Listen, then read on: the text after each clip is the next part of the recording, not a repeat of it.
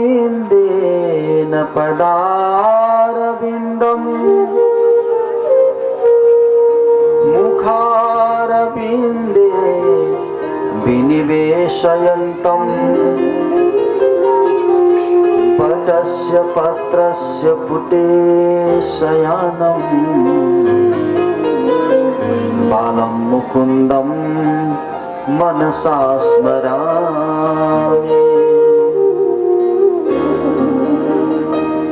श्री कृष्ण राधा वर गोकुलेशा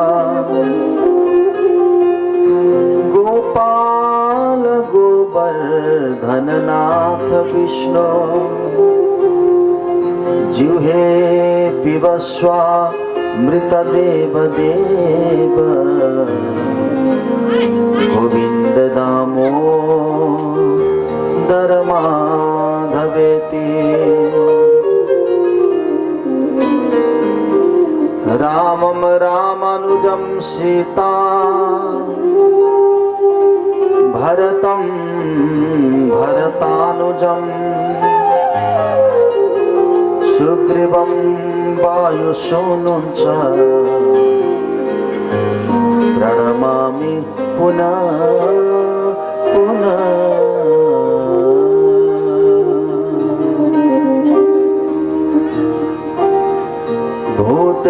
भूतिर्महद्भिर्ययिमा पुरो विभू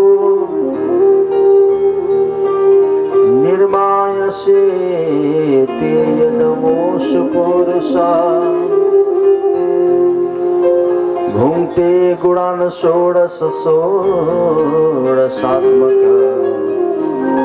सोऽलङ्कृशिष्ट भगवान् बचांसि मे।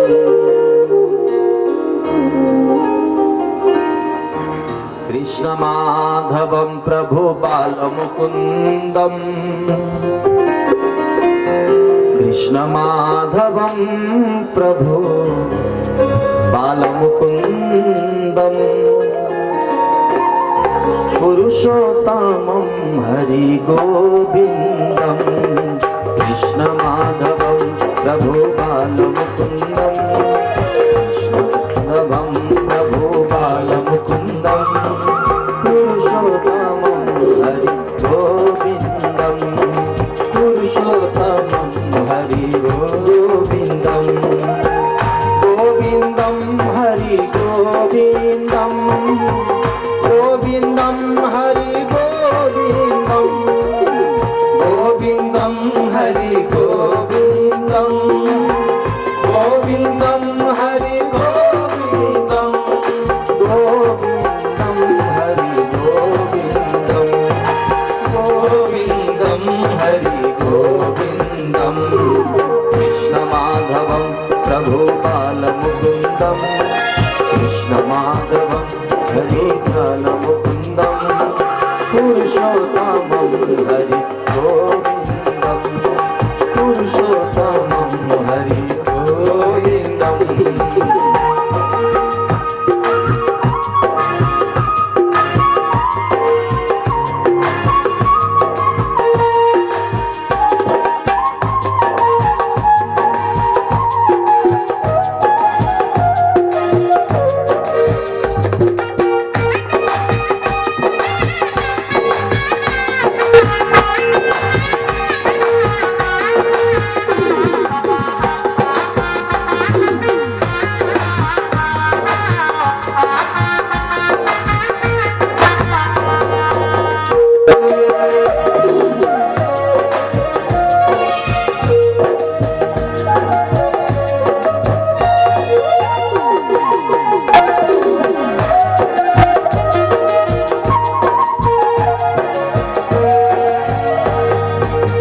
गोविन्दं हरि गोविन्दं गोविन्दं हरि गोविन्दं गोविन्दं हरि गोविन्दं गोविन्दं हरि गोविन्दं गोविन्दं हरि गोविन्दं गोविन्दं हरि गोविन्दं कृष्ण माधवं प्रभु बालमुकुन्दं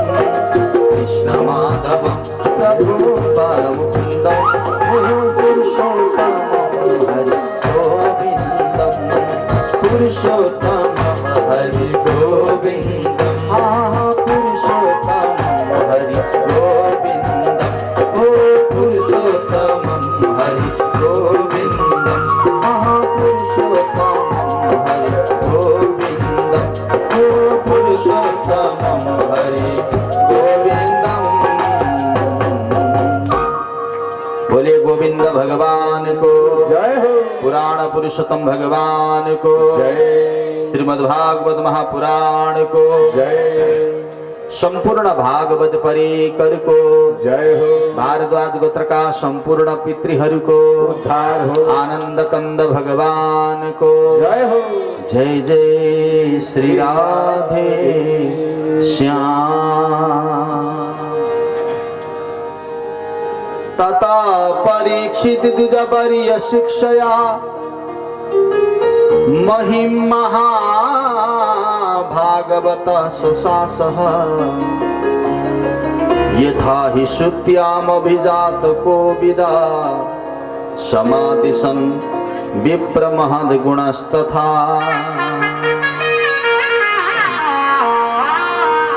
पांडवों स्वर्ग गमन पश्चात भगवान श्री हरि का, भगवान श्री कृष्ण का परम भक्त राजा परीक्षितले आफ्ना गुरुहरूको निर्देशन अनुसार पृथ्वी को शासन गर्न लाग्नुभयो। हस्तिनापुरको मात्रै हैन हजुर, सारा संसारको चक्रवर्ती सम्राट बन्नुभयो। और महाराज परीक्षितसँग अवगुण भन्ने कुरा केही छँदै थिएन। सबै सद्गुणै सद्गुण, सद्गुणले भरिपूर्ण हुनुभएको महाराज परीक्षित अत्यन्त वीरशाली अनि पराक्रमी पनि हुनुहुन्थ्यो।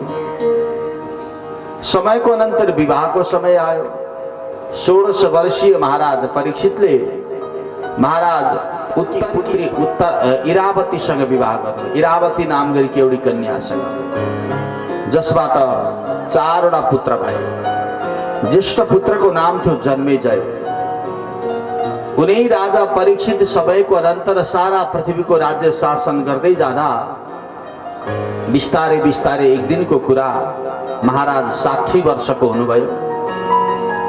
उमेरले 60 वर्ष भए पनि त्यो बल, त्यो शक्ति, त्यो सामर्थ्यता, त्यो तेज, त्यो कान्ति महाराज परीक्षितमा कति पनि घटेको थिएन। एक दिनको कुरा, यदा परीक्षित कुरु जंगले बसन् कलिं प्रविष्टं निज चक्रवर्तिने निशम्य वार्ता मनते प्रियां तथा शरासनं शुण्डुग शुण्डिरा दधे। राजाले सोच्नुभयो आज म मेरा प्रजाहरूको हालचाल बुझ्न जानु पर्यो। म त राजा हुँ। रञ्जयति तीति प्रजा, प्रजान रञ्जयति ती राजा। जसले आफ्नो प्रजाहरूलाई पुत्रवत व्यवहार गर्छ, आफ्ना प्रजाहरूलाई जसले छोराछोरीलाई गरे जस्तै माया गर्छ, प्रेम गर्छ र एकदम लाड प्यार गर्छ, आफ्नै प्रजाहरूको हित चित्त जसले चिताइरहन्छ नि, त्यस्तो शासकलाई हाम्रो शास्त्रले राजा भनेर सम्बोधन गर्छ। महाराज परीक्षित असलको एकदम उत्कृष्ट राजा हुनुहुन्थ्यो। परीक्षितले सोच्नुभयो म आज मेरा प्रजाहरूको हालचाल बुझ्न जानु पर्यो। मेरा प्रजाहरू कति दुखी छन्, कति सुखी छन्, को के गर्दैछन्, कस्तो छन्। परीक्षितले प्रजाको हालचाल बुझ्न भनेर कुरुजाङ्गल देशतर्फ लाग्नुभयो। कुरुजाङ्गल नाम गरेको एउटा देश रहेछ। त्यो देशको मालिक पनि महाराज हुनुहुन्थ्यो। हातमा धनुष बाण बोकेर प्रजाहरूको हालचाल बुझ्न भनेर जाँदै हुनुहुन्थ्यो। कुरुजाङ्गल नाम गरेको देशमा प्रवेश गरेपछि उहाँले एउटा दृश्य देख्नुभयो। एउटा डरलाग्दो कालो पुरुष हातमा लौरो लिएर एउटा गाई र गोरुलाई हिर्काउँदै रहेछ। गाईलाई पनि मरणासन्न अवस्थामा हुने गरी पिट्दै रहेछ। बिचरी त्यो गाईको शरीरमा हड्डी र छाला भन्दा बाहेक अरू केही नभएको। आँखाबाट बलिन्द्र आँसुका धारा झार्दै ती गाई रोइरहेकी थिए। गाईको साथसाथमा गोरुको पनि त्यस्तै हाल। त्यो वृषभ, त्यो गोरु बेसरी हिर्काएर गोरुको 4वटा खुट्टा मध्येमा 3वटा खुट्टालाई त्यो दुष्टले भाँचिदिएको रहेछ। 4 खुट्टे जनावरको 3 खुट्टा भाँचिएपछि एउटा खुट्टाले बिचरा कति बेरसम्म अडिदो हो। एउटै खुट्टाले अडिएर बसेको त्यो गोरु पनि बारम्बार डाको छोडेर रुँदै गर्दो रहेछ। त्यस्तो दयनीय अवस्थालाई पनि त्यो अपराधीले दया गरेन, उल्टै बेसरी प्रताडन गरिरहेको थियो। परीक्षितले परबाट यो दृश्य देख्नुभयो। परीक्षितलाई मन परेन यो दृश्य। परीक्षितले कुरा बुझ्नुभयो, आखिर मेरो राज्यमा निर्दोष पशु प्राणीलाई दुःख दिनेवाला यो अपराधी को रहेछ। सोलंकृतं श्यामतुरंगयोजितं रथं मृगेन्द्र ध्वजमाश्रित पुरा वृतरथाश्व द्विपपत्तियुक्तया सुसेनया दिग्विजयाय निर्गता।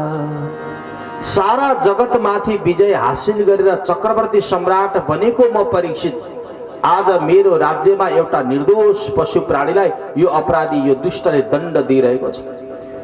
परीक्षितले परबाट हेरिरहनु भयो यो दृश्य, त्यो गोरु त्यो गाईको त्यो दयनीय अवस्था, त्यो कालो पुरुष बेसरी पिड्दो रहेछ। अब म तिमीहरूलाई नम्मारी छोड्दिन, मेरो राज्यमा अब तिमीहरूले बाँच्नु पनि पर्दैन, तिमीहरू जस्ता पशुलाई अब म यहीँ नष्ट गर्छु भनेर हिर्काउँदो रहेछ। अनि त्यो पशु र त्यो गाई र त्यो गोरु एक आपसमा वार्तालाप गर्दै थिए। यो शब्द सुन्नुभयो महाराज परीक्षितले। गोरुले भन्दै थिए, पिटाई खाँदै भन्दै थिए, बहिनी तिमी नरौ, अब तिमी दुखी नबन। सायद परमात्माले हाम्रो यो अवस्थालाई हेरिरहनु भएको होला। दुःखलाई सहन गर्ने सामर्थ्यता भयो भने एक दिन सुखको अनुभूति गर्न पाइन्छ। बहिनी तिमी दुःख नमान। तिमी र मलाई आज यो दुष्ट अपराधीले जति प्रताडना गरिरहेको छ नि, सायद यसलाई पनि पापको फल दिनको लागि परमात्माले कसैलाई पक्कै पठाउँदै हुनुहुन्छ। कच्चित भद्रे नामयमात्मनस्ते विच्छायासि म्लायति सन्मुखेन आलक्षये भवति मन्तराधिं दूरे बन्धुं शोचसि कञ्चनाम्ब। बहिनी तिम्रो यो दुःख, तिम्रो यो कष्ट, मैले पाएको कष्टलाई सहन मात्रै गरेर बस्नुपर्छ। बस सहनशीलता जहाँ हुन्छ त्यहाँ भगवानको कृपा हुन्छ। सहे कुशब्द बाद हूँ त्यागे छाडे गर्व गुमाना, यही रिज मेरे श्री रघुबर की कहे त मलुक दीवाना। अर्काले नराम्रो गर्छ, नराम्रो भन्छ भने भन्न दिनुहोस्, गर्न दिनुहोस्। कसैले कुवचन बोल्छ भने बोल्न दिनुहोस्, कुभाव राख्छ भने राख्न दिनुहोस्, अरू कुव्यवहार गर्छ भने गर्न दिनुहोस्। मात्र तपाईको काम भनेको सहन शक्तिको भाव हुनु पर्यो। सही कुशब्द त्यसलाई सही दिनुहोस्, कुशब्दलाई सही दिनुहोस्, कुभावलाई सही दिनुहोस्। यही रिज मेरे श्री रघुबर की भगवानले हेरिरहनुहुन्छ। यसले सहन सक्छ कि सक्दैन? सहन सक्यो भने भगवान तुरुन्तै त्यसलाई कृपा गर्न तुरुन्त कोही न कोहीको रूपमा अवतरित बनेर आउनुहुन्छ र त्यो दुष्टलाई दमन गर्नुहुन्छ, उसलाई विजय हासिल गराउनुहुन्छ। बहिनी तिमी सहेर बस। हुन त तिमीलाई यो दुष्टले मार्नै खोजेको छ। तिम्रो शरीरमा हड्डी र छाला भन्दा बाहेक अरू केही छैन। आँखाबाट अश्रुबिन्दुहरू झरिरहेका छन्। तिमी यो पृथ्वीमा कतिखेर ढल्छौ थाहा छैन। तिम्रो यो दयनीय अवस्था देख्दा देख्दै पनि मैले तिम्रो रक्षा गर्न सकेको छैन, मलाई माफ गर बहिनी भनेर गोरुले गाईलाई सम्बोधन गर्दै थियो। अनि गाईले पनि रुँदै रुँदै भन्दै थिइन्, दाजु मलाई मात्रै हजुर किन भन्नुहुन्छ? हजुरको अवस्था हेर्नुहोस् त। हजुरको अवस्था चारवटा खुट्टा मध्येमा तीनवटा खुट्टालाई यो अपराधीले भाँच्दै सकेको छ। चौथो नम्बरको खुट्टामा प्रहार गर्दैछ। भवान हि वेद तत्सर्वं यन्मान धर्मानुपृच्छसे चतुर्भिर्वर्तसे येन पादैर्लोक सुखा बहे। हजुरको चारैवटा खुट्टा संरक्षित हुँदा आज हजुरले आफू त रक्षित हुनुहुन्थ्यो, सारा जगतलाई सुख दिनुहुन्थ्यो। तर हजुरलाई प्रताडना गरेर तीन खुट्टा भाँचेर चौथो खुट्टा भाँच्न खोज्दैछ यो अपराधीले। त्यसैले दाजु जति मलाई कष्ट छ नि त्यो भन्दा अधिक कष्ट हजुरलाई छ। गोरु र गाई अनि गाई र गोरु एक आपसमा रुँदै रुँदै संवाद गर्दै हुन्थे। आज त्यो पछाडिबाट त्यो अपराधी त्यो दुष्ट पुरुषले पिटिरहेको थियो। यो दृश्य देख्नुभयो परीक्षितले परेबाट। परीक्षितले सोच्नुभयो, मेरो राज्यमा जहाँ आजसम्म अधर्मले स्पर्श गर्न सकेको छैन, मेरो त्यो पवित्र राज्य, पवित्र नगरी, त्यसमा यो दुष्टले, यो दुष्टात्माले, यो कालो पुरुषले मेरो गाई गोरुलाई दुःख दिइरहेको छ। जुन राज्यमा पशु र पन्छीले निर्भय ढङ्गले बाँच्न पाएका छैनन् भने अरूमा के को सुखको अनुभूति हुन्छ? यो दुष्टले आज मेरो क्रोधलाई उत्पत्ति गराएको छ। बडा रिसाउनु भयो महाराज परीक्षित। दौडेर जानुभयो, भन्नुभयो, ए कालो पुरुष, मेरो राज्यमा बसेर मेरो राज्यका निर्दोष निरीह पशु प्राणीलाई दुःख दिनेवाला त को होस्? यो राज्यको अधिपति म परीक्षित। जबसम्म मसँग बल र शक्ति छ नि तबसम्म मेरो राज्यमा कुनै पशु प्राणीले दुःख पाउनु हुँदैन। तर तैँले मेरो उपस्थितिमा आज यो अब निर्दोष पशु प्राणीलाई दुःख दिइरहेको छस्। मर्नको लागि तयार भएर बस, सक्सेस भने मसँग युद्ध गर, होइन भने यो पशु र पशु प्राणीलाई के दुःख दिइरहन्छ भनेर युद्धको लागि परीक्षितले ललकार्नु भयो। परीक्षितले ललकारेपछि परीक्षितपट्टि फर्किँदै कालो पुरुषले भन्न लाग्यो, अरे राजन, तिमी मलाई के मार्छौ? तिमीले मलाई होइन, अब मैले तिमीलाई मार्ने। मैले सुनेको छु तिमी 60 वर्षको भयो रे। तिमी 60 वर्षको एक्लो पुरुष, तिमीले मलाई चिनेका छौ? अहम कलियुगोस्मि, म कलियुग हुँ, म कलियुग हुँ। तिम्रो उमेर 60 वर्षको छ, मेरो उमेर तिमी सुन्छौ? मेरो आयु 4,32,000 वर्षको छ। 4,32,000 वर्षको आयु लिएर आएको म कलियुगलाई तिमी युद्धको लागि ललकार्छौ? हे राजन, एउटा गुफामा 2टा सिंह बस्न सक्दैन। आजसम्म जति राज्य शासन गर्यौ, तिमी आफ्नो बाटो नापेर जाऊ। सरक्क आफ्नो बाटो फर्केर जान्छौ भने ठिकै छ, तिमीलाई बस्न देउला, होइन भने यो तलवारले तिमीलाई पनि छिया छिया बनाइदिन्छु। त्यो कलियुगले परीक्षितलाई पनि ललकार्यो। परीक्षितको क्रोधोत्पत्ति भए। परीक्षितले भन्नुभयो, दुष्ट कली, तैले आफ्नो परिचय दिइस्, राम्रो गरिस्। जबसम्म म रहन्छु यो राज्यमा तबसम्म कलियुगले मेरो राज्यलाई स्पर्श गर्न सक्दैन। तेरो त धर्म होला दुःख दिनु, कष्ट दिनु, मर्यादाको उल्लङ्घन गर्नु, पशु प्राणीलाई रोदनमा परिणत गर्नु, त्यो तेरो धर्म होला। तर मेरो धर्मले त्यो दिँदैन। तँलाई युद्धको लागि इच्छा छ भने आइज मसँग युद्ध गर। कलियुग र परीक्षितको युद्ध हुने निश्चित भयो। कलियुग र परीक्षितको नभन्दै भयंकर डरलाग्दो युद्ध भयो। यस्तो युद्ध भयो, वास्तवमा त्यो युद्ध हेर्न लायकै थियो। और परीक्षितजी महाराजले सोच्नुभयो, यो अपराधीलाई मारिदिन्छु म। मेरो राज्यमा बसेर मेरो पशु प्राणीलाई त दुःख दिने बेलाले भोलि मनुष्यलाई के सुख दिलाएर? यसको युगमा अन्याय र अत्याचार मात्रै हुँदो रहेछ। यसको युगमा पापको मात्रै वृद्धि हुँदो रहेछ। यसको युगमा अविद्याको, अज्ञानताको मात्रै वृद्धि हुँदो रहेछ।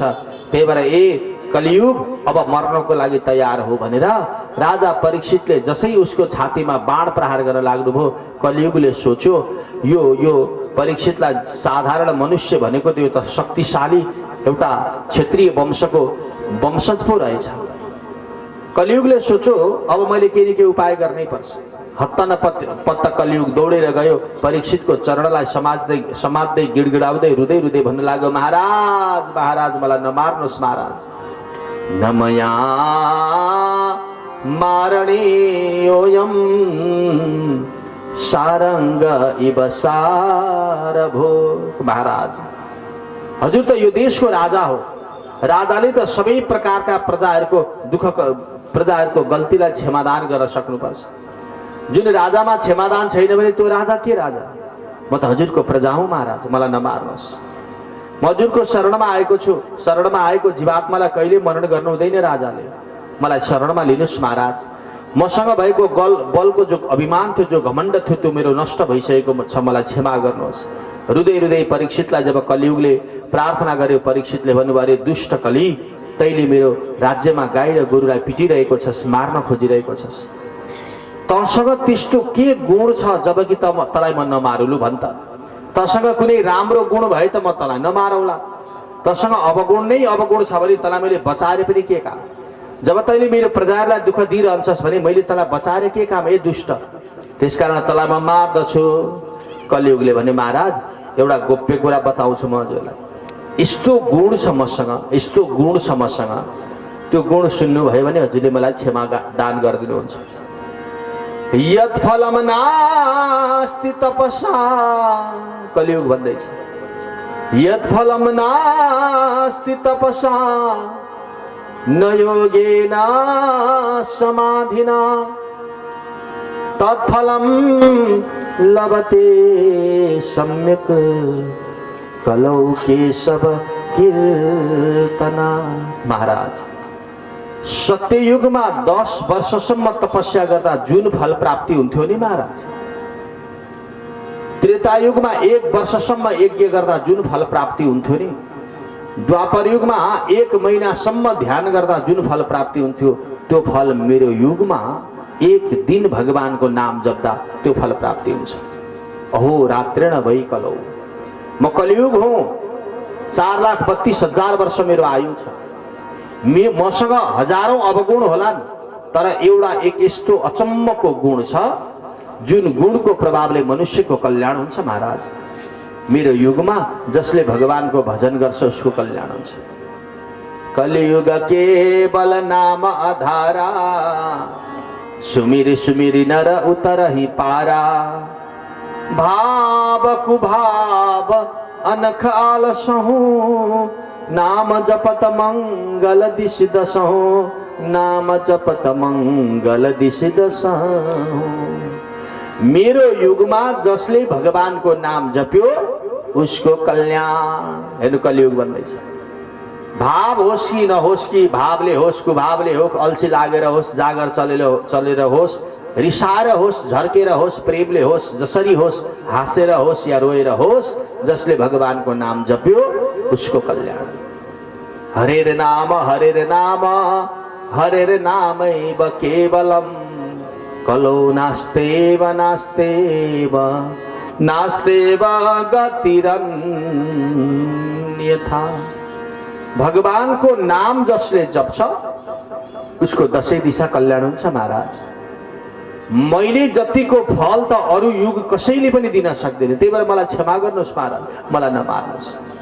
म पनि हजुरको प्रजा हुँ, हजुरको शरणमा आएको छु, मलाई बचाउनुहोस् न महाराज। आँखाबाट पिलपिल आँसु झार्दै कलियुगले परीक्षितको चरण समात्दै गिडगिडाउन लाग्यो। परीक्षितले सोच्नुभयो योसँग हजारौं अवगुण छन्, तर एउटा यस्तो गुण रहेछ जुन गुणले गर्दा सारा कलियुगी मनुष्यको कल्याण हुँदो रहेछ। कलियुगमा भावना जस्तो सुकै होस्, आचरण चाहिँदैन, भाव चाहिँदैन, बरु प्रेम चाहिँदैन, नियम चाहिँदैन, निष्ठा चाहिँदैन, बस भगवानको नाम जसले जप्यो उसको कल्याण। जसरी जपे पनि भयो कि ए यथामाम प्रपद्यन्ते। भगवान भन्नुहुन्छ जसले मलाई जसरी बोलाए पनि हुन्छ, बोलाउनु चाहिँ पर्यो, स्मरण गर्नु पर्यो, म त्यसको कल्याण गर्छु, म त्यसलाई अभयदान प्रदान गर्छु। और अभयम सर्वभूतेभ्यो, सबै प्राणीलाई म अभयदान दिन्छु। त्यति मात्रै हो र? ददामि तद व्रतम मम, यो मेरो संकल्प हो। वाल्मीकि रामायणमा भगवान भन्नुहुन्छ। त्यसकारणले जसले भगवानको नाम जप्यो उसको कल्याण। परीक्षितले सोच्नुभयो म त एक प्रकारको भमरा जस्तो हुँ, राजा भएपछि त भमरा जस्तो हुनुपर्छ। भमरा भनेको हजारौं फूलमा जान्छ, बगैँचाभित्र हजार प्रकारका फूलहरूमा जान्छ, फूलको रूपरङ्गमा ऊ आसक्ति हुँदैन, फूलभित्रको त्यो रस, त्यो परागलाई सञ्चय गर्ने काम भमराको हुन्छ। मैले पनि प्रजाहरूको बाह्य स्वरूप र आवरणलाई मैले हेर्नु हुँदैन, उसभित्रको गुण र अवगुणलाई मैले छुट्याउने हो। यो कलियुगको अरू अवगुण भए पनि एउटा गुण त कमसेकम राम्रै रहेछ। यसको युगमा भगवानको नाम जसले जप्छ उसको कल्याण हुँदो रहेछ। कलियुग मेरो शरणमा परेको छस्, त्यही भएर म तँलाई मार्दिनँ, ठिकै छ, मेरो शरणमा आइस। शरणमा आएकोलाई मैले मरण गर्नु हुँदैन, मलाई मेरा हजुरबाहरूले त्यो शिक्षा दिनुभएको थियो। तर एउटा कुरा ख्याल राख, मेरो राज्यमा तँलाई म बस्न चाहिँ दिन्न, अन्त कतै गएर बसजा। कलियुगले भने महाराज उत्तरमा हिमालयदेखि लिएर दक्षिणमा सागरसम्म त हजुरकै राज्य छ, उत्तरमा हिमालदेखि दक्षिणमा समुद्रसम्म त हजुरकै राज्य छ। अब म गएर कहाँ बस्छु महाराज? मलाई पनि त बस्ने ठाउँ चाहिन्छ, मलाई पनि त आश्रय चाहिन्छ। बरु हजुरले भनिबक्सोस्, हजुर जहाँ बस भनिबक्सन्छ, बरु म त्यहीँ बस्छु, तर हजुरले आदेश दिइबक्सोस् महाराज, आजदेखि म त्यहीँ गएर बस्छु। कलियुगले भन्यो। परीक्षितले भन्नुभयो त्यसो भए एउटा काम गर, मेरो राज्यमा यदि त बस्छस् भने तँलाई म 4वटा ठाउँ दिन्छु, 4वटा ठाउँमा गएर बस्नु। द्युतम पानम स्त्रिय सुना, एत्रा धर्म चतुर्विधा, एत्रा धर्म चतुर्विधा, जात रूपम अदात प्रभु। हे कलि, यदि त मेरो शरणमा आएको होस् र तँलाई बस्ने ठाउँ चाहिन्छ भने जा, आजदेखि त द्युतम भनेको जुवामा गएर बस्नु, जहाँ आजदेखि जुवा क्रीडा हुन्छ त्यहाँ गएर तैँले बस्नु। कलियुगले भने हस् महाराज, आजदेखि म जुवा भएको ठाउँमा गएर बस्छु। त्यो दिनदेखि कलियुग जहाँ जुवा, द्युत क्रीडा जसलाई हामी जुवा भन्छौँ होइन, जुवामा गएर कलियुग बस्न थाल्यो। त्यही भएर जुवामा उन्मत्त भएका व्यक्तिको होसलाई, बुद्धिलाई विपरीत गराइदिन्छ क्या त्यो कर्मले। भएको सद्बुद्धिलाई जसले दुर्बुद्धिमा परिणत गराइदिन्छ त्यस्तो कार्य जसले गराउँछ त्यसैको नाम हो कलियुग। त्यो दिनदेखि कलियुग द्युतमा गएर बस्यो, यानि जुवामा गएर बस्यो। कलियुगले भने महाराज एउटा मात्रै ठाउँले त मलाई कहाँ हुन्छ र, अर्को कुनै ठाउँ दिइबक्स्योस् न, जा त आजदेखि मदिरामा गएर बस्नु। मदिरा, मदिरा भनेको थाहै होला हजुरहरूलाई, रक्सी होइन। मदिरा जहाँ हुन्छ त्यहाँ कलियुग बस्दछ, किनभने मदिराको काम भनेको बुद्धिलाई विपरीत गराउनु। अघि नखाउन्जेलसम्म बोल्न नसकेको मान्छे खाएपछि पत्ता नै के शक्ति दिन्छ कुनै, त्यसले पाखुरा सुर्किँदै आउँछ अगाडि। थाहै होला, धेरै व्याख्या मैले गर्दैन पर्ला। भएको बुद्धिलाई जसले विपरीत बनाइदिन्छ, आजदेखि मदिरामा तेरो बास होस्। कलियुग गएर मदिरामा बस्यो। कलियुगले भने महाराज अर्को पनि ठाउँ दिनुहोस् न।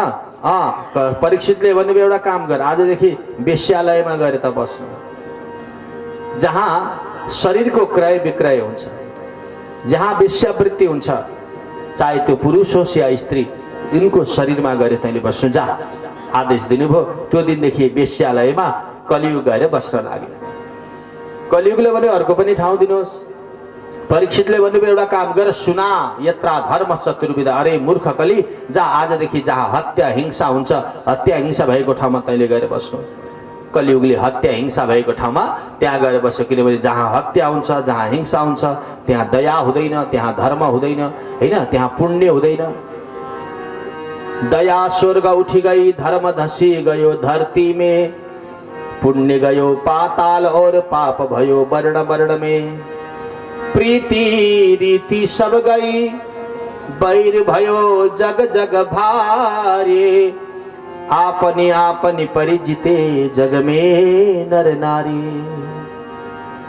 सबैभन्दा पहिलो जुवा, दोस्रो मदिरा, तेस्रो वेश्यालय अनि चौथो हत्या हिंसा, यो चारवटा ठाउँमा कलियुगलाई बस्ने आदेश दिएपछि कलियुगले भन्यो महाराज एउटा बिन्ती बिसाउँ। परीक्षितले भन्यो के भन्ने हो भन्। कलियुगले भन्यो महाराज चारवटा ठाउँ हजुरले दिइबक्स्यो, गएर त म बसौँला केही छैन, तर यस्तो यस्तो ठाउँ दिइबक्स्यो कि जुन ठाउँलाई कसैले पनि रुचाउँदैन, हजुरको राज्यमा त कसैले स्वीकार गर्दैन, म एक्लै गएर धुमधुम्ती बस्नुपर्छ। अलि राम्रो ठाउँ पनि दिनुहोस् न महाराज।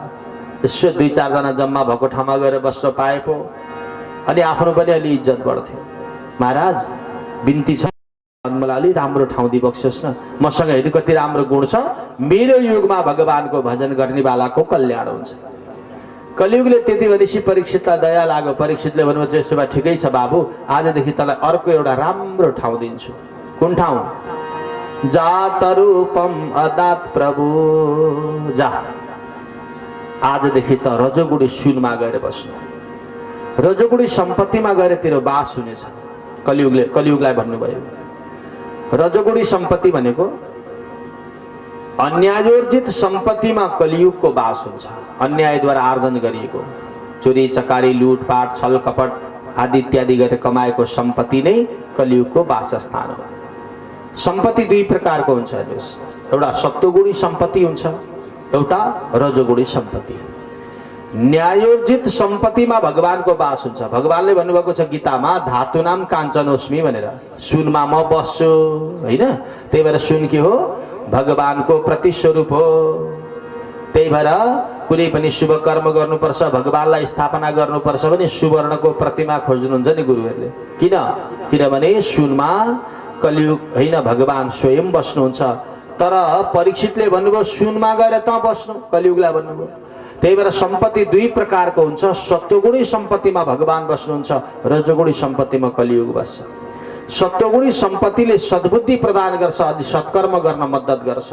तर रजोगुणी सम्पत्तिले सत्कर्म होइन दुष्कर्म गराउँछ। याद गर्नु, जुन सम्पत्तिबाट हजुर दुष्कर्म गर्दै हुनुहुन्छ सम्झनु त्यो सम्पत्ति अशुद्ध सम्पत्ति हो, त्यो सम्पत्तिमा कलियुग बसेको छ भन्ने बुझ्नुपर्छ। त्यही भएर बेला बेलामा सम्पत्तिको शुद्धिकरण गरिरहनुपर्छ। यसलाई बुझी सर्प गोमन सरी, भागेर यस देखि दूर, गर्नु प्रेम हरिको चरण कमलमा, राखेर मनलाई सुर। सम्पत्ति एक यस्तो चीज हो, एक यस्तो अचम्मको वस्तु हो। माता पिता दाजुभाइ सब शत्रु नै पार्दछ। जन्म दिने माता पितालाई समेत शत्रु बनाउने वाला वस्तु पनि त्यही सम्पत्ति हो।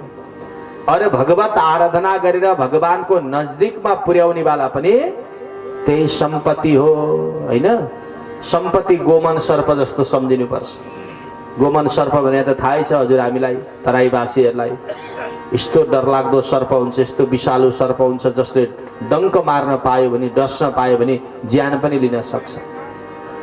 त्यो सर्प जसले हाम्रो ज्यान पनि लिन सक्छ, और त्यही सर्प जसको उपस्थिति बिना हाम्रो सृष्टि पनि चल्दैन। सर्प बिना मान्छेको सृष्टि अगाडि बढ्दैन।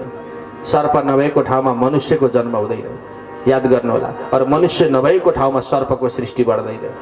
सर्प मनुष्यको जीवनदाता पनि हो, मनुष्यलाई जीवन दान गर्नेवाला पनि सर्प हो, मनुष्यको जीवनलाई हरण गर्नेवाला पनि सर्प हो। हजुरलाई थाहै छ सम्पत्ति पनि त्यस्तै। हेर्नुहोस्, त्यो त्यही सम्पत्ति हो जसले माता पिताबाट शत्रु पनि बनाउँछ, र त्यही सम्पत्ति हो जसले सत्कर्म गराएर भगवत सान्निध्यता पनि पुर्याउँछ। त्यसैले सम्पत्तिमा शुद्धिकरण भइरहोस्, सम्पत्तिमा भगवानकै वास बनिरहोस् भन्नका लागि बेला बेलामा सम्पत्तिको शुद्धिकरण गर्नुपर्छ, शुद्ध बनाउनुपर्छ के हजुर। त्यसैले हाम्रो शास्त्रले दानको पद्धति बनायो। शास्त्रले शरीरको शुद्धता स्नानले हुन्छ, स्नान गरेपछि शरीरको शुद्धता हुन्छ, भजन गरेपछि मनको शुद्धता हुन्छ, अनि दान गरेपछि धनको शुद्धता हुन्छ। त्यसैले सम्पत्ति दान गर्नुपर्छ। देशे काले च पात्रे च तद्दानम सात्विकम स्मृतम। शास्त्रीय विधान हो नि। दशांश दान गर्नु भनेको कारण त्यही हो। 10 रुपियाँको आम्दानी गर्दै हुनुहुन्छ भने 1 रुपियाँ दान गर्नुहोस्। दशांश भने यति। 1 रुपियाँ मध्येमा पनि 50 पैसा सत्कर्ममा लगाइदिनुहोस्, 50 पैसा के गर्ने, दिन दुखीको सेवामा लगाइदिनुहोस्। यो दानको पद्धति, हैन? 100 रुपियाँ कमाउनु भयो भने 10 रुपियाँ, 100 रुपियाँको दशांश 10 रुपियाँ भयो। एउटा उदाहरण दिएको मैले। त्यो 10 रुपियाँ मध्येमा 5 रुपियाँले सत्कर्म गर्नुहोस्, और 5 रुपियाँले के गर्नु, दिन दुखीको सेवा गर्नुहोस्, दया गर्नुहोस्, दान गर्नुहोस्, हैन? दिन दुखीको सेवा गर्नुहोस्, शुश्रूषा गर्नुहोस्। 10 रुपियाँ दान गर्दै गर्दा हजुरको बाँकी भएको 90 रुपियाँ के हुन्छ, शुद्धिकरण हुन्छ। त्यसमा सत्वगुणको वास हुन्छ, त्यहाँ कलियुग प्रवेश गर्न सक्दैन। तर 10 रुपियाँको लोभले हजुरले 100 रुपियाँ नै संग्रह गर्दै हुनुहुन्छ भने हुन सक्छ 100 रुपियाँ नै अशुद्ध हुन सक्छ, जहाँ कलियुग प्रवेश नगर्ला भन्न सकिँदैन। त्यही भएर कलियुगको दोषबाट उन्मुक्ति पाउनको लागि पनि सम्पत्तिको शुद्धिकरण गर्नुपर्छ। परीक्षितले भन्नुभयो, कली जा आजदेखि त रजोगुणी सुनमा गएर बस्नु, अन्याय अत्याचारद्वारा कमाएको सम्पत्तिमा गएर बस्नु भनेर परीक्षितले जसै आदेश दिनुभयो, आदेश दिने बित्तिकै कलियुग बडा खुसी भयो। म त अब सुनमा बस्ने भए, म त सुनमा बस्न पाएँ, सुनमा बस्न पाएँ भनेर नाच्न पो थाल्यो कलियुग। अनि हत्त नपत्त कलियुगले एउटा सूक्ष्म रूप धारण गर्यो, अनि परीक्षितले लगाएको मुकुटमा गएर बस्यो। त्यतिखेर परीक्षितले एउटा सुनको मुकुट लगाउनु भएको थियो। अब भागवतमा त संकेत मात्र दिएको छ, महाभारतमा अलि विस्तृत कथा आउँछ। हेर्नुहोस्, परीक्षितले लगाएको सुनको मुकुट कस्तो मुकुट थियो भन्नु होला भने जरासन्धलाई मारेर ल्याएको मुकुट। जरासन्धलाई मारेर, जरासन्धलाई परास्त गरेर ल्याएको सुनको मुकुट, अर्कालाई मारेर ल्याएको सम्पत्ति, त्यो पनि रजोगुणी सम्पत्ति हो। त्यही भएर त्यो सम्पत्तिमा स्वयं कलियुग गएर बस्यो। कलियुग एक रूपले परीक्षितको शिरमा गएर, मुकुटमा गएर बस्यो। परीक्षितको शिरमा गएर कलियुग बस्ने बित्तिकै परीक्षितको मति भ्रम भयो, बुद्धिलाई भ्रमित गराइदियो कलियुगले। एउटा कुरा ध्यान दिनु, मैले अघि पनि चर्चा गरेँ, कलियुग भनेको तपाईँ हामी जस्तो मान्छे होइन। कलियुग भनेको एउटा एक यस्तो असुर तत्त्व हो, एक यस्तो विचित्रको तत्त्व हो जसले हाम्रो मतिलाई, जसले हाम्रो बुद्धिलाई, जसले विपरीत बनाइदिन्छ। त्यो विपरीत बनाउन सक्ने सामर्थ्य तत्त्व नै कलियुग हो।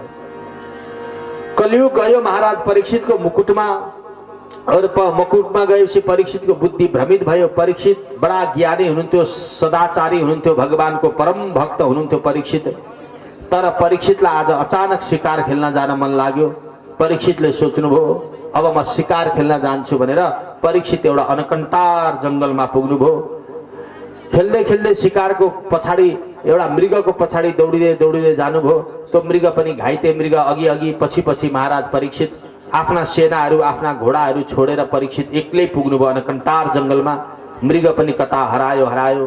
परीक्षित बडा दुखी हुनुभयो, भोक लाग्यो, प्यास लाग्यो, छटपट्ने भयो, बाहिर निक्लिने बाटो पनि हरायो, भुल्लिने भयो, मार्ग एकदम भुलभुलैयामा पर्नुभयो। परीक्षित लड्दै र पढ्दै स्यास्या र फ्याफ्या हुँदै परीक्षित अगाडि बढ्दै हुनुहुन्थ्यो। एउटा सानो झुपडी देख्नुभयो जङ्गलमा।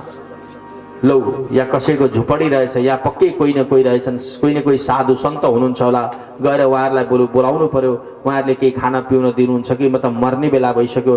परीक्षित लड्दै र पढ्दै जानुभएको एकजना साधु तपस्या गर्दै हुनुहुँदो रहेछ। समीक नाम गरेको ऋषि आँखा बन्द गरेर भगवानको ध्यानमा मस्त हुनुभएको।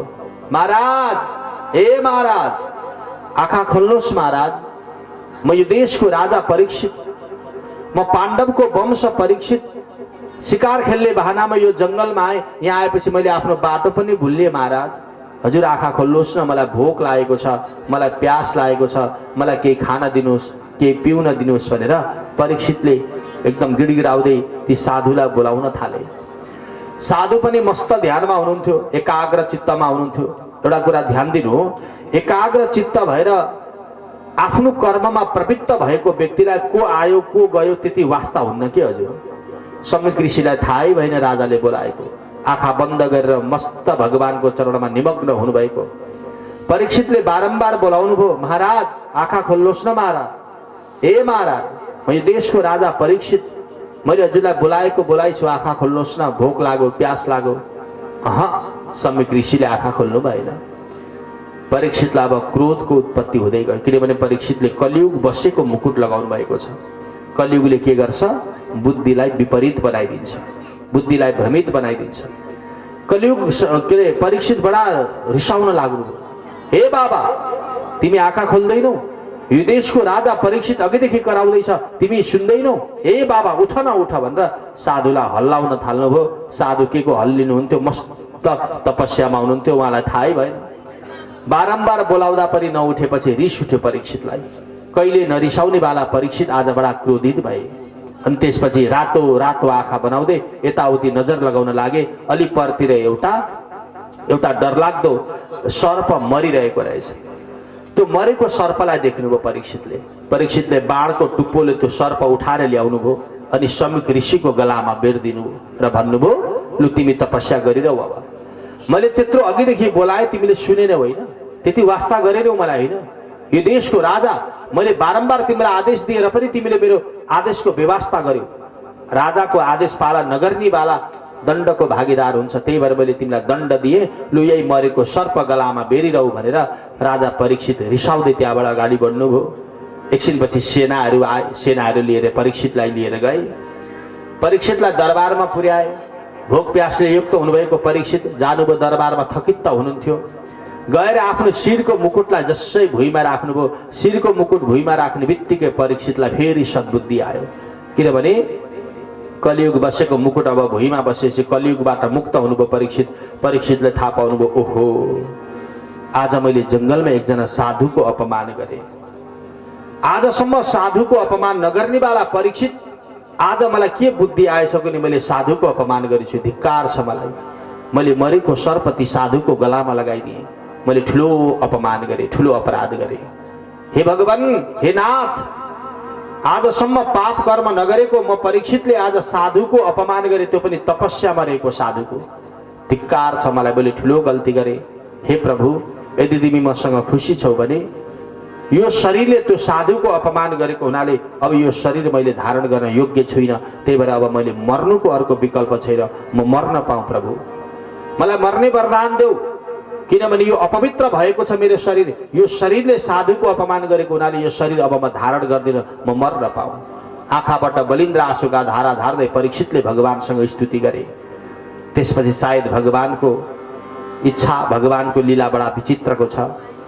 यता जङ्गलमा परीक्षितले जुन सर्प लगाइदिनु भएको थियो, मरेको सर्प, सासाना ऋषिका पुत्रहरूले देखे कि एउटा राजाले आएर ऋषिको गलामा मरेको सर्प लगाइदिएका छन्।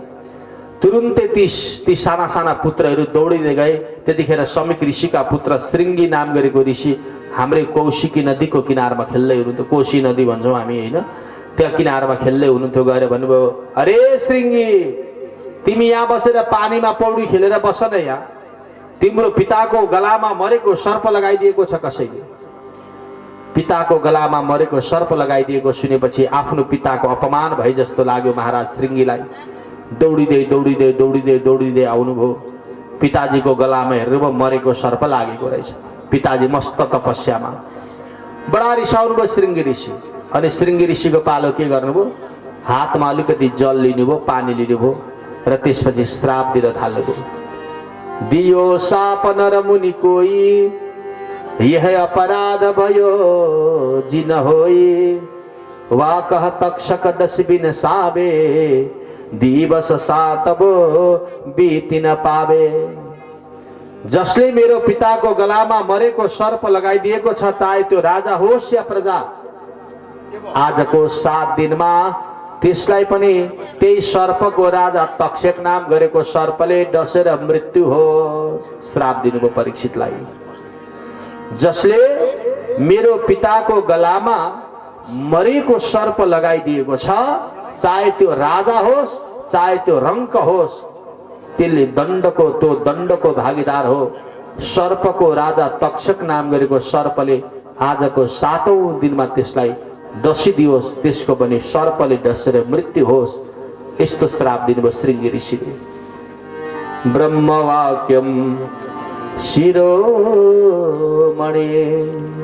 तपोनिष्ठ ब्राह्मण, साधन सम्पन्न ब्राह्मण, उहाँले दिएको श्राप त अमोघ हुन्छ हैन। डरलाग्दो श्राप दिनुभयो परीक्षितलाई। अनि त्यसपछि गएर त्यो श्राप दिइसकेपछि हत्तनपत्त रुँदै रुँदै पिताजीलाई उठाउन थाल्नुभयो। पिताजी, ए पिताजी उठ्नुहोस् न पिताजी भन्दै उठाउन थाल्नुभयो। अनि श्रृंगी समीक ऋषिले आँखा खोल्नुभयो, यसो हेर्नुभयो, मरेको सर्प रहेछ। लौ मरेको पो सर्प रहेछ भनेर निकालेर फालिदिनु भयो। श्रृंगी ऋषिलाई भन्नुभयो, बाबु किन रोको तिमी, के भयो तिमीलाई? पिताजी, हजुर तपस्या गरेको बेलामा एउटा राजाले हजुरको गलामा मरेको सर्प हालिदिएका रहेछ। तर थाहा छ पिताजी, मैले त्यो अपराधी राजालाई श्राप दिएँ नि।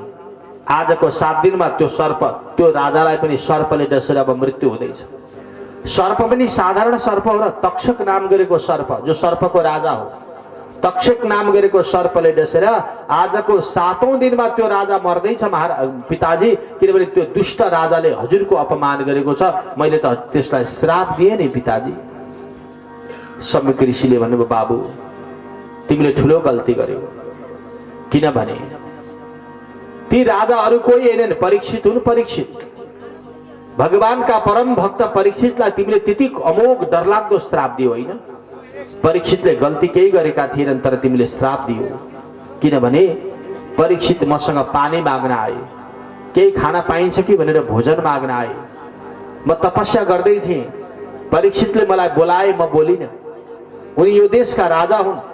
राजाले आदेश दिएपछि प्रजाले पालन गर्नुपर्थ्यो, मैले पालन गरिन। उनको लागि त म प्रजा हुँ नि। त राजाको आदेशलाई उल्लङ्घन गर्नेवाला प्रजा त दण्डको भागीदार हुन्छ, त्यही भएर म दण्डको भागीदार भएँ। अनि उनले मलाई मरेको सर्प लगाइदिए। आखिर के अपराध गरे? बाँचेको सर्प पनि होइन, आखिर जिउँदो सर्प पनि होइन, मरेकै सर्प लगाइदिया त हुन्। मरेको सर्प लगाइदिएकै भरमा तिमीले यति डरलाग्दो श्राप दियो होइन। परीक्षित जस्ता राजालाई 7 दिनमा मर्ने श्राप दियौ तिमीले। बाबु ठुलो गल्ती गर्यौ। जाऊ, नसोचिकन नबुझिकन कर्म गरेको परिणाम म तिमीलाई श्राप दिन्छु। आज उपरान्त ब्राह्मणले दिएको श्राप लाग्ने छैन। यस्तो श्राप दिनुभयो। त्यो श्रापको कारणले गर्दा ब्राह्मणले दिएको श्राप त्यो बेलादेखि लाग्दैन। हेर्नुहोस्, त्यही भएर आजकल ब्राह्मण जति रिसाए नि साह्रै डराइहाल्नु पर्दैन। उनीहरूले दिने श्राप हो, श्राप लाग्दैन।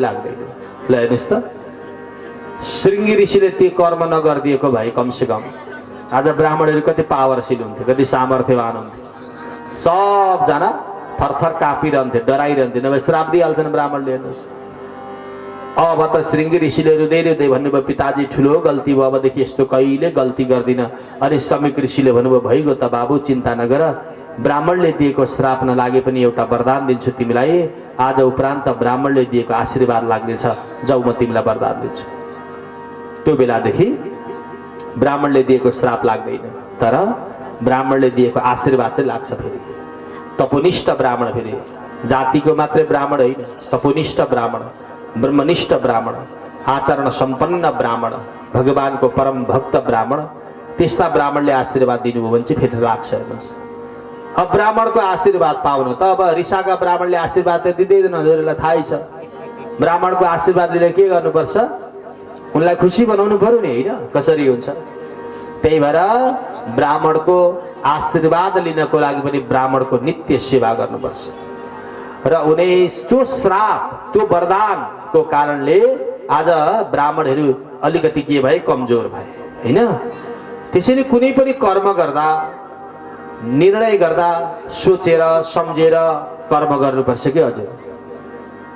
कुनै पनि कार्य संसारमा, चाहे भौतिक कार्य होस्, चाहे आध्यात्मिक कर्म होस्, चाहे क्षणिक कर्म होस्, चाहे दीर्घकालीन कर्म होस्, जस्तो सुकै कर्म गर्नुपर्छ भने पनि सोचेर सम्झेर बुझेर मात्रै कर्म गर्नुपर्छ। नसोची नबुझिकन कर्म गर्यो भने त राम्रै कर्म पनि कहिलेकाहीँ के हुन्छ, दुःखदायी हुन्छ के हजुर? एकजना श्रीमान श्रीमती हुनुहुँदो रहेछ, हजुर एउटा कथा भन्नु पर्यो, बुझ्न अलिक सजिलो होस्। एकजना श्रीमान श्रीमती हुनुहुँदो रहेछ, हेर्नुहोस्। त्यो श्रीमान चाहिँ आफ्नो श्रीमतीलाई बहुत प्रेम गर्नुहुँदो रहेछ, ज्यादै माया गर्नुहुँदो रहेछ के, ज्यादै प्रेम गर्नुहुँदो रहेछ। तर श्रीमती कस्ती छिन् भने अलिकति अलि कर्कश स्वभावकी रहेछ, अलि झरक्क झर्किने रिसाउने त्यस्तो स्वभाव रहेछ श्रीमतीमा। जे भए पनि भाइ आफूले पानी ग्रहण गरेर ल्याएको हो, आफ्नी पत्नी हो भनेर श्रीमान चाहिँ ज्यादै माया गर्नुहुँदो रहेछ। समय बित्दै गयो, जसोतसो उहाँहरूको जिन्दगी चल्दै थियो। एक दिन के भएछ भने अब बिहान श्रीमानलाई अफिस जान अलि हतार भएछ। एउटा दृष्टान्त दिएको मैले, अफिस जान अलि हतार भएछ, चाँडो खानेकुरो बनाऊ है, आज रोटी खाएर जान्छु भनेछन् श्रीमानले। श्रीमतीले पनि 2-4 रोटी बनाइदिएछन्, रोटी सब्जी सबै तयारी। श्रीमानले खाना थाल्नुभयो। श्रीमानले भन्नुभयो, प्रिय यति मिठो रोटी बनायो, सब्जी बनायो, यो रोटीमा अलिकति यसो घिउ दल्न पाए कति चिल्लो हुन्थ्यो, चिल्लो रोटी खान पाउँदा भिन्दै आनन्द आउँथ्यो, घिउ दल्नु पर्थेन तिमीले भन्नुभयो। ए तिमीलाई घिउ चाहियो, यत्रो बेर मैले दुःख गरेर बनाएर पनि जस छैन, अझै घिउ पनि चाहियो भनेर भित्र गएछन्। रिसाउने एकदम अलि रिस त्यस्तै थियो उनको। भित्र गएर एउटा बेल्ला ल्याएछन् र टाउकोमा टक्क हिर्काइहालेछ श्रीमानलाई नि। अनि बेल्लाले हिर्काएपछि टाउकोमा त फोका उठ्यो, के भन्छ, टुटुलको उठ्यो, होइन? टुटुलको उठेपछि अब के गर्यो, त्यहाँ झगडा गर्ने कुरो भएन। अफिस जान हतार थियो, हतार बत्ता टुटुलको लिएरै श्रीमान अफिस गएछ। अफिस जाँदा बाटोमा एउटा साथीसँग भेट भयो। साथीले भन्नु, लौ तिम्रो त निधारमा टुटुलको छ त, के भएर टुटुलको उठेको? अब श्रीमतीले हिर्काइनु भन्यो भने आफ्नै बेइज्जत, होइन? त्यहाँ बिहान यसो नुहाउने क्रममा यसो त्यहाँ अलिकति लडेको थिएँ, लडेर यसो टाउको ठोकिया थियो, सायद टुटुलको उठेछ। अनि त्यो घिउ अलिकति दल्देको भए त ठिक भइहाल्थ्यो नि टुटुलको। अनि श्रीमानले त्यो कुरो लुकाउन खोज्दा खोज्दै कुरो चिप्लिहाल्यो। श्रीमानले भन्न लाग्यो, त्यही घिउको चक्करले टुटुलको उठ्यो, तिमीलाई के थाहा? रोटी ठिक्क पारेदेखि तिन श्रीमतीले घिउ दल्नु पर्दैन भनेको, उनले एक बेल्ला हिर्काइन्, त्यही भएर टुटुलको उठ्यो, तिमी घिउको कुरो नगर है भने फेरि उसले साथीले। त्यसपछि अनि साथीले भने, हेर आफ्नो श्रीमतीबाट माया पाउनु त श्रीमतीलाई हर तरहले प्रशंसा गर्नुपर्छ, तिमीलाई थाहै छैन। उनले नराम्रै काम गरेकी छिन् भने पनि उनलाई राम्रो भन्देऊ न बस। बिहान उठेदेखि बेलुकीसम्म उनलाई खाली प्रशंसा गर, कहिले श्रीमतीले गाली गर्दिनन्, कहिले श्रीमतीले हिर्काउँदिनन् भनेर उनले सिकाए साथी चाहिँले। उनले सोच्यो, हो अब चाहिँ त्यसै गर्नु पर्यो, अब घर गएदेखि तिमीलाई खाली प्रशंसा मात्रै गर्नु पर्यो भनेर अफिसको काम सकेर घरमा गएछन्। बेलुकी खाने बेला भयो, त्यही रोटी त्यही सब्जी बनाए। अब नमिठो त भन्नै भएको छैन, फेरि पिटाइ खाइहालिन्छ। अनि उनले के गरेछन् भने हत्ता नभत्त, आहा हेर प्रिय, तिम्रो त स्वरूप रूप रङ्ग नै कति सुन्दर, यो अहिले बनाएको यो रोटी छ नि, यो त आहा यति मिठो छ यो रोटी, सब्जीको त झन् कुरै नगरौँ। एक गिलास पानी ल्याएर दिन। अनि पानी पिउँदै भन्न लागे, प्रिय तिमीले छोएपछि त यो पानी पानी होइन, अमृत बने जस्तो लाग्छ मलाई त। हेर अमृतै पिए जस्तो लाग्यो, कति मिठो, तिम्रो हातै मिठो, तिम्रो स्वरूपै राम्रो, तिम्रो त आचरण नै राम्रो। म तिमीसँग यति खुसी छु, यति खुसी छु कि आजको यो भोजन, हो यस्तो भोजन त मैले आजसम्म खाएको थिइनँ, खान पाउँदिनँ पनि होला भनेर प्रशंसा गरे। अब भए पनि नभए नि प्रशंसा गर्नु भने त्यो साथीले प्रशंसा गरेछन्। हेर्नुहोस्, प्रशंसा गर्दै थिए, भित्र गएर एउटा फेरि त्यो बेल्ला लिएर उठाइहालिन् हात। के रे लो, तिमीलाई प्रशंसा गर्दा पनि बेल्लाले हिर्काउँछौ, नगर्दा पनि बेल्लाले हिर्काउँछौ, के हो तिम्रो चाल? अनि श्रीमतीले भनिन्, तिम्रो कुरो म बुझ्दिनँ, 20 वर्ष भयो मैले तिमीलाई पकाएर खुवाउन थाले, आजसम्म प्रशंसा नगर्नेवाला तिमीले आज किन प्रशंसा गर मलाई थाहा छैन। आज म अलिकति सन्चो नभएर पल्लो घरको कान्छीलाई ल्याएर यसो या रोटी सब्जी बनाउनु भनेको थिएँ, बस उसले बनाएर दिएको रोटी सब्जी के थियो, तिमीले सबैभन्दा मिठो भनेर तारिफ गर्यौ होइन। अब तिमीलाई भनेर अर्को बेलना हिर्काएर अर्को टुटुलको उठाइदिइहाल्यो। अनि उनले सोचे प्रशंसा पनि कुसमयमा गर्न हुँदो रहेनछ। ल हेर्नुहोस् त, उनले नराम्रो त केही गरेको थिएन, प्रशंसा गरेका थिए आफ्नी पत्नीको। प्रशंसा पनि कुसमयमा गर्यो भने परिणाममा के हुँदो रहेछ, दुःख प्राप्ति हुँदो रहेछ। त्यही भएर कर्म गर्नुभन्दा अगाडि सोचेर सम्झेर बुझेर होइन, अनि परिणाम सम्झिएर भविष्यको कुरालाई सम्झेर मात्रै कर्मलाई अगाडि बढाउनु पर्छ, होइन भने त्यो कर्मले दुःख प्रदान गर्छ। त्यसैले आज श्रृंगी ऋषिले आफ्नो पिताजीको सान्निध्यमा आज महाराज परीक्षितलाई श्राप दिएनस्, नसोची नबुझिकन। मेरो पिताको गलामा जसले मरेको सर्प लगाइदियो त्यसलाई आजको 7औं दिनमा तक्षक नाम गरेको सर्पले डसेर मृत्यु हुनेछ भन्ने श्राप दिएपछि त्यो श्राप अरू कसैलाई होइन, राजा परीक्षितलाई लाग्यो।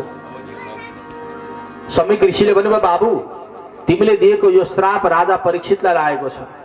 परीक्षित जस्ता ज्ञानी, परीक्षित जस्ता चक्रवर्ती, परीक्षित जस्ता प्रजावत्सल राजालाई यति कठोर श्राप दियौ तिमीले। जाऊ गएर परीक्षितलाई यो जानकारी गराऊ कि आजको 7 दिनमा तिम्रो मृत्यु हुँदैछ भनेर भन जाऊ। श्रृंगी ऋषि दौडेर जानुभयो। श्रृंगी ऋषिले गएर परीक्षितलाई भन्नुभयो, महाराज मलाई क्षमा गर्नुहोला, मैले आवेशमा आएर तपाईँलाई श्राप दिएको छु। आजको 7 दिनमा तपाईँको मृत्यु हुँदैछ। आजको 7 दिनमा तक्षक नाम गरेको सर्पले डसेर तपाईँको मृत्यु हुँदैछ भनेर श्रृंगी ऋषिले यो खबर सुनाएर श्रृंगी जानुभयो जंगलतिर। समीक ऋषि पनि तपस्यामा रत हुनुभयो, श्रृंगी पनि तपस्या गर्न थाल्नुभयो। यता परीक्षितले थाहा पाउनुभयो मेरो मृत्यु अब 7 दिनमा हुँदैछ। परीक्षित दुखी हुनु भएन, परीक्षित खुसी हुनुभयो। खुसीले नाच्न थाल्नुभयो। परीक्षित दौडेर गएर आफ्नो श्रीमतीलाई भन्नुभयो, ए इरावती सुन त, म कति भाग्यमानी, तिमीलाई थाहा छ, एउटा खुसीको खबर सुनाऊ। भन्नुस् न स्वामी, हेर न आजसम्म 1 मिनेट भन्दा दोस्रो मिनेटको समयलाई कसैले जित्न सकेको छैन। म कति भाग्यमानी हेर त, मलाई भगवानको कृपा असीम कृपा रहेछ। हेर न 7 दिनमा मात्रै मेरो मृत्यु हुँदैछ रे, मलाई 7 दिनसम्म अब कसैले मार्न सक्दैन। आएगा सो जाएगा राजा रंग का फकीर, कोई सिंहासन चढ़ चला कोही बन्धा जन्जिर। संसारमा त भाइ जन्मेपछि एक दिन सबैले मर्नुपर्छ, तर कहिले मर्छ भन्ने कुरा कसैलाई ज्ञान छैन। छेडभङ्गुर हे जीवन कलिका प्रात जाने खिली नखिली, भरे बेलुका सुतेको शरीर भोलि बिहान उठ्छ भन्ने कुनै ग्यारेन्टी छैन। पानीको फोका जस्तो यो मनुष्यको शरीर कतिखेर फुट्छ थाहा छैन। तर मलाई हेर न भगवानको कृपा, अब मलाई 7 दिनसम्म कसैले मार्न सक्दैन।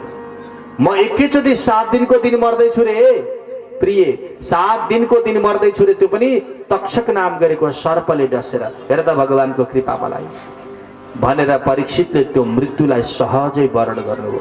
हजुरलाई एउटा कुरा बताऊ, भगवानको चरणप्रति तन्मय बनेका भक्तहरू मृत्युसँग डराउँदैनन्, उहाँहरूलाई मृत्युसँग भय हुँदैन। हजुर हामीलाई त मृत्युसँग डर हुन्छ नि होइन, मर्छौँ थाहा छ, तर मरिहाल्न चाहिँ मन छैन। मृत्यु हुन्छ यो पनि निश्चित छ, तर मरिहाल्न चाहिँ पक्कै मन हुँदैन हामीलाई। मृत्यु हुन्छ, मृत्यु तिम्रो यति दिनमा, यति घन्टामा, यति मिनेटमा मृत्यु हुन्छ कसैले भनिदियोस् त। त्यति घन्टासम्म पर्खिँदैनौ, त्यति पहिले नै मरिसकेका हुन्छौ डरले नि। परीक्षित बडा खुसी हुनुभयो। परीक्षितले सोच्नुभयो अब म 7 दिनमा मर्नेवाला छु, अब मेरो 7 दिनसम्म मात्रै मेरो आयु छ, अब 8औं दिनसम्म म बाँच्न सक्दिनँ। त्यही भएर 7 दिन भएको 7 दिनलाई पनि अब मैले दुरुपयोग होइन सदुपयोग गर्नुपर्छ भनेर परीक्षितले तुरुन्तै राज्यको सारा आसक्तिलाई परित्याग गर्नुभयो।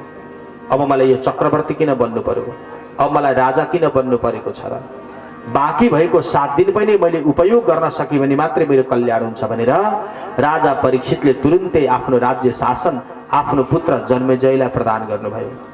आफ्नो ज्येष्ठ पुत्र जन्मेजयलाई राजगद्दीमा विराजमान गराउनुभयो। अनि राजा परीक्षित तुरुन्तै अनसन व्रत धारण गर्दै गंगा नदीको किनारमा प्रवेश गर्नुभयो। गंगा नदीको किनारमा गएर परीक्षितले अनसन व्रत धारण गर्नुभयो। अनसन व्रत भनेको जल अन्न केही पनि नखाइकन नपिकन प्राण नजाउन्जेलसम्म अब म अन्न जल खान्न भनेर जुन संकल्प लिएर व्रत लिइन्छ त्यस्तो व्रतलाई अनसन व्रत भनिन्छ। परीक्षितजी महाराजले अनसन व्रत धारण गर्नुभयो।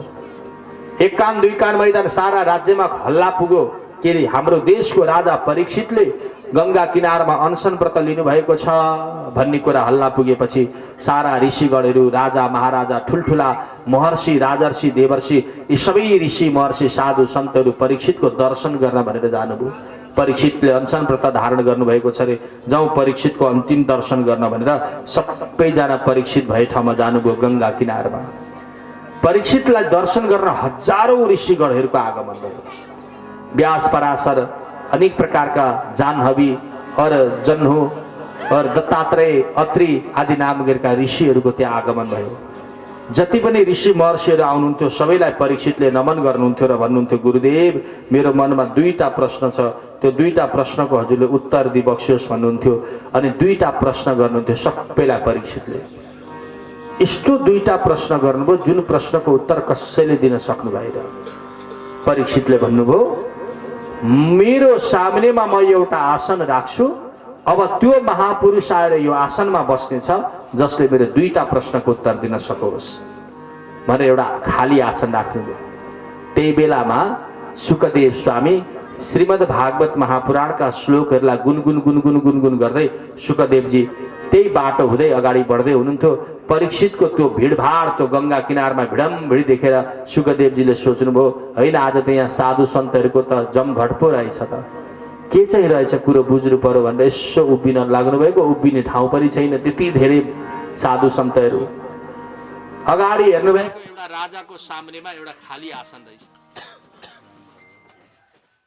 खाली आसनमा राजा परीक्षितले एउटा संकल्प गर्नुभएको थियो जसले मेरो दुईटा प्रश्नको उत्तर दिन्छ त्यही महापुरुषले आएर त्यहाँ बसोस्। सुकदेवजीले हेर्नुभयो अगाडि एउटा खाली आसन छ, त्यही खाली आसनमा गएर बस्नु पर्यो भनेर सुकदेवजी दौडिँदै दौडिँदै दौडिँदै गएर त्यो आसनमा गएर बस्नुभयो। सुकदेवजी त्यो आसनमा बस्ने बित्तिकै राजा परीक्षित जुरुक्क उठ्नुभयो र सुकदेवजीको वन्दना गर्नुभयो। सुकदेवजीलाई नमन गर्नुभयो र भन्नुभयो गुरुदेव मैले एउटा संकल्प गरेको थिएँ, मैले एउटा प्रतिज्ञा गरेको थिएँ जसले मेरो दुईटा प्रश्नको उत्तर दिन्छ त्यसलाई म यो आसनमा बस्न दिन्छु भनेको थिएँ। हजुर यो आसनमा आएर विराजमान भइसक्यो, त्यही भएर हे गुरुदेव अब मेरा दुईटा प्रश्नको उत्तर दिनुहोस्। यी अनेक प्रकारका ऋषि महर्षिहरूको आगमन भएको छ, मेरो दुई प्रश्नको उत्तर कसैले दिन सक्नु भएन, अब हजुर नै दिबक्सियोस् गुरुदेव भनेर परीक्षितले त्यतिखेर दुईवटा प्रश्न गर्नुभयो। हो जुन दुईटा प्रश्न गर्दै हुनुहुन्छ भक्तजन त्यही दुईटा प्रश्नको उत्तर दिन सुकदेवजीले भागवत नै खोल्नु पर्यो, भागवत श्रवण गराउनु पर्यो। त्यतिखेर हो राजा परीक्षितलाई सुकदेवजीले भागवत सुनाउनु भएको हैन। और त्यतिखेर सुनाइएको भागवत हजारौं ऋषि महर्षिहरूले सुन्नुभएको थियो। तिनै ऋषि महर्षिले एक कान दुई कान गर्दै आज यो जगतमा प्रचार प्रसार गर्नुभएको छ। जुन भागवत हजुरहरूको यो भूमिमा आज हिजोबाट हामीले वाचन पनि गर्दैछौँ, त्यो त्यही भागवत हो। परीक्षितले दुईटा प्रश्न गर्नुभयो गुरुदेव म कति भाग्यशाली छु। अत पृच्छामि संसिद्धि योगिनां परमं गुरुं पुरुषस्य हयत् कार्यं म्रियमाणस्य सर्वथा। गुरुदेव जसको मर्ने निश्चित भइसकेको हुन्छ उसले के गर्नुपर्छ गुरुदेव? मरणासन्न अवस्थामा पुगेको व्यक्तिको परम धर्म के हो? कति राम्रो प्रश्न हेर्नुहोस्। जसको केवल 7 दिनको मात्रै आयु हुन्छ त्यो 7 दिनको आयु भएको पुरुषले गर्नुपर्ने कर्तव्य के हो त्यो बताइदिनुहोस्। एउटा प्रश्न थियो। अर्को प्रश्न भजनीयं स्मर्तव्यं वा ब्रूहि यद्वा विपर्ययम्। गुरुदेव भजन गर्दा कसको गर्नु? भजन कीर्तन स्मरण भन्छौँ हामी हैन। आखिरी मनुष्यले भजन नै गर्नुपर्छ भने कसको गर्नुपर्छ त्यो बताइदिनुहोस्। भजन भनेको स्मरण। हजुरहरूले एउटा कुरा बताऊ, अहिले यहाँ पुराण सुन्दै हुनुहुन्छ हजुरहरूले हैन, शरीर चाहिँ हजुरहरूको यहाँ छ तर मन चाहिँ यदि घरमा गएको छ भने हजुरले घरको भजन गरेको मानिन्छ, पुराण सुनेको मानिँदैन। यदि हजुर घरमै हुनुहुन्छ तर मन चाहिँ यो पुराणमा छ भने घरमै काम गर्दै गरे पनि भजन चाहिँ हजुरले भागवतको गरेको मानिन्छ। हेर्नुहोस्, मनले जे सोच्यो त्यही भजन हुन्छ कि हजुर। जे सोच्नुहोस्, राम्रो सोच्नु भए राम्रै भजन भयो, नराम्रो सोच्नु भएको भए नराम्रो भजन भयो। भजन भनेकै स्मरण गर्नु, भजन भनेकै सम्झनु। त्यही भएर मनुष्यको परम धर्म के हो? उसले जीवनमा कसको भजन गर्नुपर्छ, कसलाई सम्झिनुपर्छ? छोराछोरी सम्झिने कि, दाजुभाइ सम्झिने कि, जग्गा जमिन सम्झिने कि, रुपियाँ पैसा सम्झिने कि, अथवा अरू कसैलाई पो सम्झिनुपर्छ कि? हजुर नै भन्नुहोस् न गुरुदेव, जसको मर्ने बेला भइसक्यो उसले के गर्नुपर्छ अनि भजन गर्दा कसको गर्नुपर्छ हजुरले बताइदिनुहोस्। मात्रै परीक्षितको यो दुईवटा प्रश्न हो। यो दुईवटा प्रश्नको उत्तरलाई नै हामी भागवत भनेर सम्बोधन गर्छौँ। बोले भागवत भगवानको। सुखदेवजीको वन्दना गर्नुभयो परीक्षितले। हम डोल रहे थे वन में, हम खो बैठे जंगल में, सतमार्ग बताने वाले, सतमार्ग बताने वाले तुमको लाखों प्रणाम, तुमको लाखों प्रणाम, तुमको लाखों प्रणाम, तुमको लाखों प्रणाम। हरि कथा सुनाने वाले, हरि कथा सुनाने वाले तुमको लाखों प्रणाम, तुमको लाखों प्रणाम, तुमको लाखों प्रणाम, तुमको लाखों प्रणाम।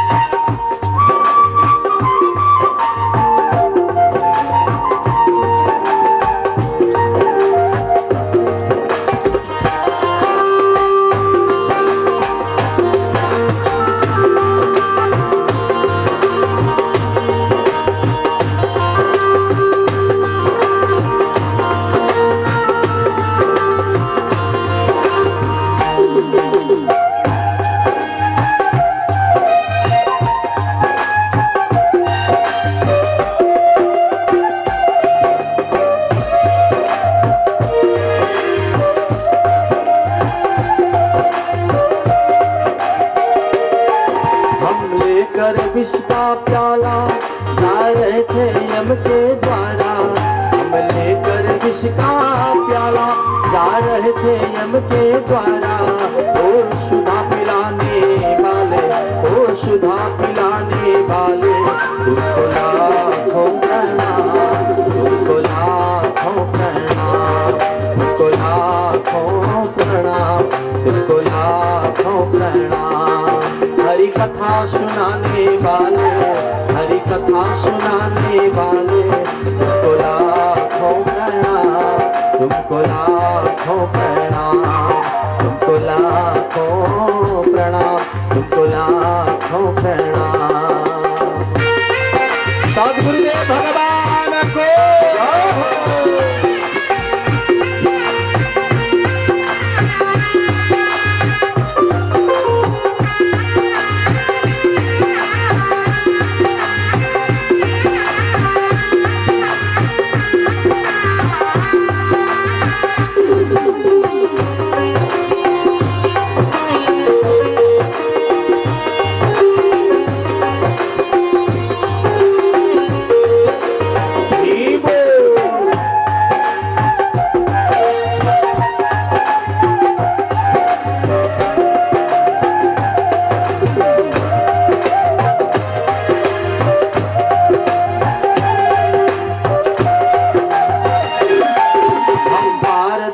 क्या पावे, बस शीश झुका यही गावे। हार तेरा क्या पावे, बस शीश झुका यही गावे। प्रभु प्रेम लुटाने वाले, प्रभु प्रेम लुटाने वाले तुमको लाखों प्रणाम, तुमको लाखों प्रणाम, तुमको लाखों प्रणाम, तुमको लाखों प्रणाम। हरि कथा सुनाने वाले, हरि कथा सुनाने वाले तुमको लाखों प्रणाम, तुमको लाखों प्रणाम, तुमको लाखों प्रणाम।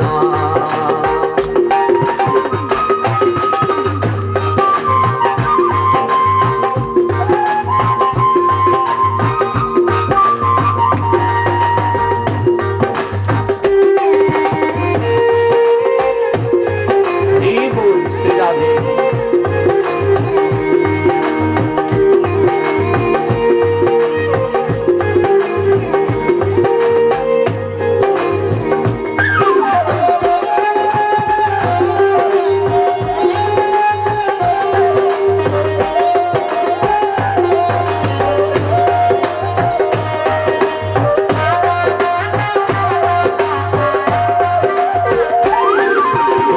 घट अंतर्यामी हम पतित और अज्ञानी, घट घट अंतर्यामी हम पतित और अज्ञानी। ओ कृष्ण मिलाने वाले, ओ कृष्ण मिलाने वाले, तुमको लाखों प्रणाम, तुमको लाखों प्रणाम, तुमको लाखों प्रणाम, तुमको लाखों प्रणाम। हरि कथा सुनाने वाले, हरि कथा सुनाने वाले, तुमको लाखों प्रणाम, तुमको लाखों प्रणाम, तुमको लाखों प्रणाम, तुमको लाखों प्रणाम, तुमको लाखों प्रणाम, तुमको लाखों प्रणाम, तुमको लाखों प्रणाम,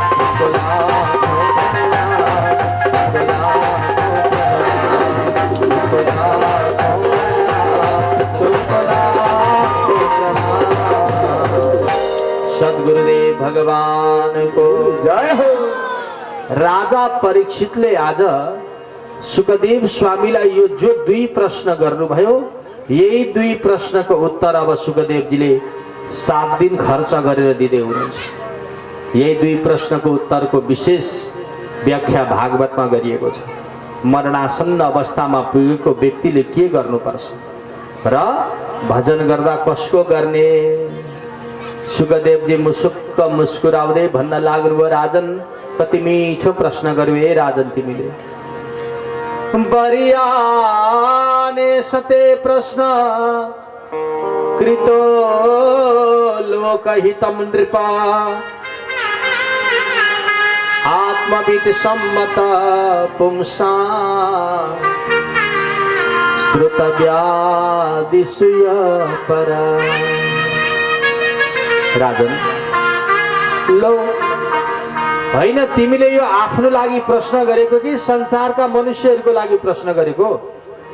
म त छक्क परिसकेँ राजन। सुखदेवजी भन्दै हुनुहुन्छ, पहिलोपल्ट बोल्दै हुनुहुन्छ सुखदेवजी। जन्मिने बित्तिकै जङ्गलमा तपस्या गर्नुभएको सुखदेव आज 16 वर्ष पश्चात पहिलोपल्ट बोल्दै हुनुहुन्छ, राजन यो प्रश्न तिमीले आफ्नो लागि गरेको होइन, सबै संसारका मनुष्यहरूको प्रश्न तिमी आज मलाई गर्दैछौ कि जसको केवल 7 दिनमा मृत्यु हुन्छ उसले के गर्नुपर्छ।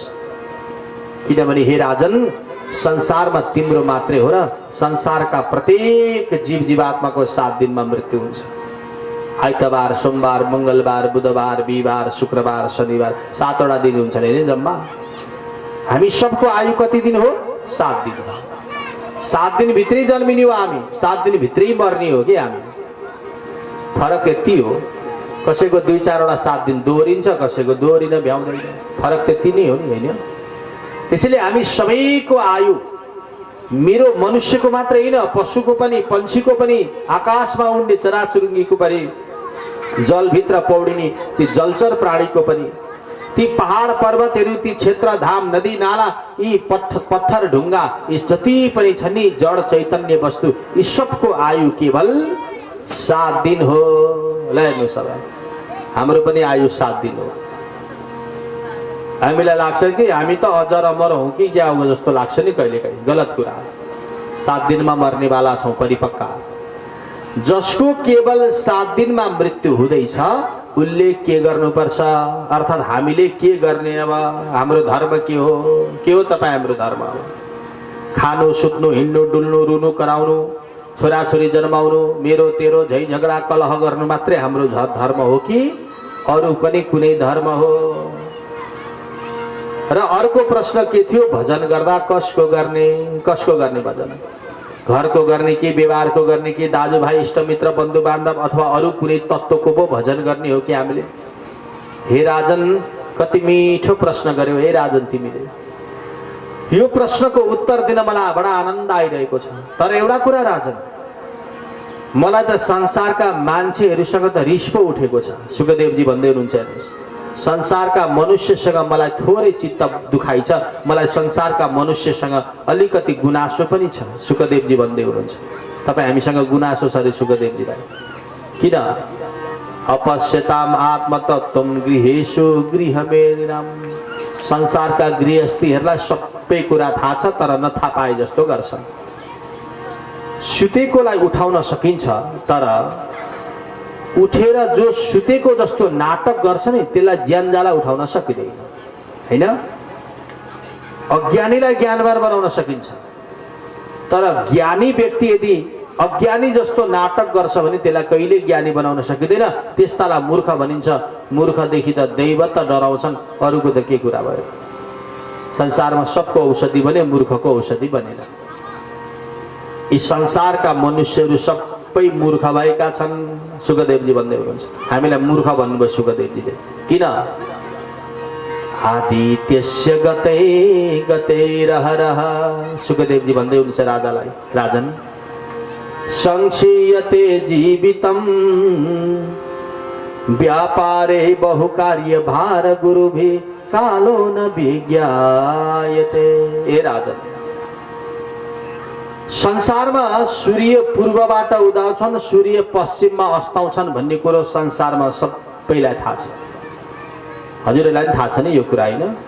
त्यसको लागि धेरै पढ्नै पर्दैन, स्कुल जानै पर्दैन यति बुझ्न। त धेरै पढेर एकदम पिएचडी गर्नेवालालाई पनि यो थाहा छ, कहिले जीवनमा स्कुल नजानेवालालाई पनि यो थाहा छ कि सूर्य पूर्वबाट उदाउँछन्, पश्चिममा अस्ताउँछन्।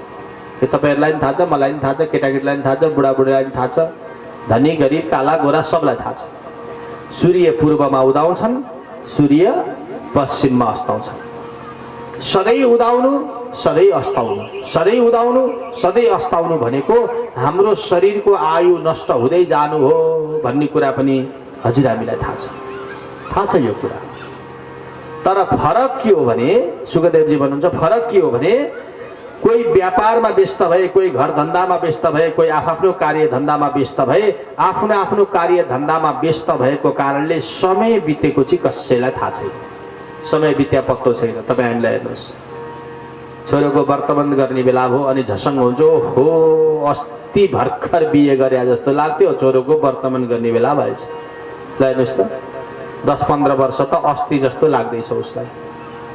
फलानाको त नातिको त बिहेमा जन्ती पो जानुपर्ने रहेर त्यसको हजुरबाको बिहे अस्ति मेरै आँखा अगाडि भएको थियो, नातिको पनि बिहे गर्ने बेला भएछ।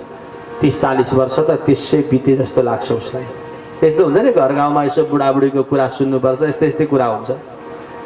समय बितेको उसलाई पत्तै छैन, थाहै छैन, किनभने आफ्नो आफ्नो कार्य धन्दामा व्यस्त भइसके, मस्त भइसके।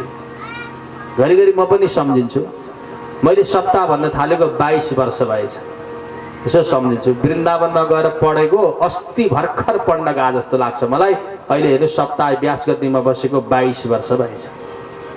त मेरो लागि 22 वर्ष के भयो? अस्ति जस्तो भयो। किन पुराण भन्दै फुर्सद छैन मलाई। कहिले सोच्नु यो सब कुरा? समय बितेको पत्तो छैन। कालो न विज्ञायते दृष्ट्वा जन्म जरा विपत्ति मरणम त्रासुस्स नोत्पद्यते। आफ्नै आँखा अगाडि कोही जन्मिन्छ, आफ्नै आँखा अगाडि कोही बढ्छ, हुर्किन्छ, वृद्ध हुन्छ, आफ्नै आँखा अगाडि कोही मर्छ। यो सब मैले देख्दैछु र पनि मलाई डर उत्पन्न भएन। जसरी त्यो जन्म्यो, जसरी त्यो मर्यो, त्यसै गरी म जन्मेको हो र त्यसै गरी म मर्नेवाला छु, यो कुरा पनि मलाई थाहा छ। थाहा हुँदा हुँदै पनि मलाई डर चाहिँ लागेको छैन। तपाईँलाई डर लागेको छ त?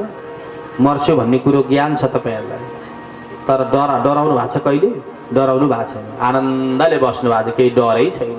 काल त जिन्दगीमै आउँदैन जस्तो गरेर कहिलेकाहीँ त्यही ढङ्गको व्यवहार पनि गर्छौँ। मृत्यु निश्चित छ, म मर्नेवाला छु र मेरो यो शरीरलाई भोलि मैले नष्ट खरानी बनाउने छन्, यो पनि थाहा छ मलाई। यो मैले गरेको यो पराक्रमता, मैले गरेको यो यश कीर्ति, मैले गरेको यो इज्जत सम्मान एक दिन मेरो माटोमा बिलाउँछ, यो पनि मलाई थाहा छ, र पनि मलाई डर चाहिँ छैन। हेर्नुहोस् किन? पीत्वा मोहमयीं प्रमाद मदिरा मुन्मत्त भूतम जगत। सुखदेवजी भन्नुहुन्छ किनभने संसारका मनुष्यले एउटा मदिरा पिएका छन्। ब्रह्माजीले जगतको सृष्टि गर्ने बेलामा एउटा मदिरा बनाउनु भएछ क्या। मदिरा भने रक्सी। रक्सीको काम भनेको बुद्धिलाई भ्रमित गर्ने। एउटा एक यस्तो अचम्मको रक्सी बनाउनु भयो, मात लाग्ने कुरा बनाउनु भएछ ब्रह्माजीले, जुन मात लाग्ने वस्तुको नाम हो मोह। मोहरूपी मदिरा हामीले पिएका छौँ सबले, तपाईँले, मैले, अर्कोले, सबैले मोहरूपी मदिरा पिएका छौँ। त्यही भएर मोहरूपी मदिरा पिएको कारणले गर्दा मदिरामा एकदम त्यो नसामा लट्ठ भएर जगतमा उन्मत्त भएर विचरण गरिरहेका छौँ। मदिराको नसामा रहुन्जेल मनुष्यलाई कुनै कुराको अवगत हुँदैन। तपाईँहरूलाई थाहै छ यो कुरा। एउटा साधारण मान्छेले बनाएको मदिरा पिउँदा त गलीमा सुतेको छु कि पलङमा सुतेको छु ऊ छुट्याउन सक्दैन। झन् स्वयं ब्रह्माले प्रकट गरेको मदिराको त कति पावर होला। जबसम्म मोहरूपी मदिरा तपाईँ हाम्रो हृदयमा हुन्छ तबसम्म यो जगतमा उन्मत्त भएर विचरण गर्छौँ। मनुष्यको हाल आज यस्तै छ राजन। मनुष्य मदोन्मत्त भएर हिँडेका छन्। म मर्छु भन्ने कुराको ज्ञान हुँदाहुँदै पनि उनीहरूलाई त्रास छैन। आत्मकल्याणको मार्गलाई भुलिसके उनीहरूले। गर्नुपर्ने कर्तव्यबाट विमुख भए मनुष्यहरू। त्यही भएर म त के भन्छु भने राजन, मरणासन्न अवस्थामा पुगेको व्यक्तिले अर्थात् मृत्यु निश्चित छ भएको व्यक्तिले, त्यस्तो व्यक्तिले ध्यान गर्नुपर्छ, त्यस्तो व्यक्तिले भजन गर्नुपर्छ। कसको? जन्म लाभ पर पुंसाम अन्ते नारायण स्मृति। भगवानको ध्यान गर्नुपर्छ। सुन्दर भाव महाभारतको उक्ति हो यो, स्मर्तव्य सततम विष्णु विस्मर्तव्यो न जातचित। जीवनमा गर्ने पुरुषार्थ भनेको एउटा हो, भगवानको स्मरण। कि त भगवानको सधैँ स्मरण गर्नुहोस्, कि त भगवानलाई जिन्दगीभर नबिर्सनुहोस्। सुखदेवजी भन्दै हुनुहुन्छ यो दुईटा कुरा, दुईटाको मतलब एउटै हो। सधैँ भगवानलाई सम्झिनु र कहिल्यै भगवानलाई नबिर्सनु भनेको कुरो एउटै हो, होइन? सर्वे विधि निषेधास्यु। तपाईँ वेद विधान, उपनिषद, नियम, निष्ठा, आचरण, कर्म, धर्म यी सब कुरालाई छोडिदिनुहोस्, मात्रै भगवानको स्मरण गर्नुहोस्। सारा वेद वेदान्त पनि तपाईँको सेवक बनेर बस्नेछन्, हजुरको कल्याण हुन्छ। त्यसैले राजन, अब त तिम्रो धेरै समय छैन, मात्रै 7 दिनको समय छ। त्यही भएर तिम्रो काम भनेको भगवानको स्मरण गर। बस मनुष्यको पुरुषार्थ पनि त्यसैमा हुन्छ। मनुष्यको जीवनको सार्थकता पनि भगवानको स्मरण गरेपछि हुन्छ। खटवाङ्ग नाम गरेका राजाले आफ्नो बल शक्ति हुन्जेल देवताको पक्ष लिएर दैत्यहरूको संहार गरे। यो महाभारतमा आउँछ यो कथा, भागवतमा त अलिकति सङ्केत मात्र दिएको छ। अनि सारा राक्षसहरूलाई मारिसकेपछि देवताहरूको बीचमा बसेका खडवाङ्गले सोध्नुभयो देवतालाई, हे देवता हो, अब त राक्षसहरू पनि सबै मरे, अब त कति आनन्दको जिन्दगी हाम्रो। साँच्चै मेरो आयु कति छ हेर्नुहोस् तपाईँहरूलाई त थाहा छ नि। देवताहरूले भने अब तपाईँ 48 मिनट बाँच्नुहुन्छ राजन, त्यसपछि तपाईँ मर्नुहुन्छ। खटवाङ्ग राजाले भन्नुभयो म मरेपछि मेरो दुर्गति हुन्छ कि सद्गति? देवताले भन्नुभयो त्यो त मलाई थाहा छैन, तपाईँले जस्तो कर्म गर्नुभएको छ त्यही कर्मको फल भोग्ने हो। खटवाङ्ग राजा छक्क पर्नु, जुन देवताहरूको साथी बनेर मैले राक्षसको मैले संहार गरेँ, ती देवताहरू आज मेरो मृत्यु नजिकमा आउँदैछ भनेपछि टाढिन खोज्दैछ।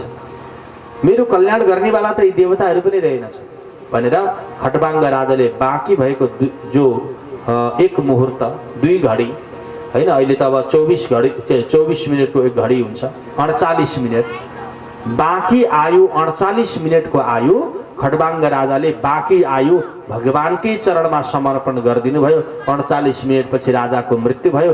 राजाले अधोगति होइन सद्गति प्राप्ति गरे। बोले गोविन्द भगवानको। धेरै समय पनि कहाँ जप्नु पर्दो रहेछ। मुहुर्तात् सर्वम उत्सृज्य गतवान अभयम परिम अभयम हरिम।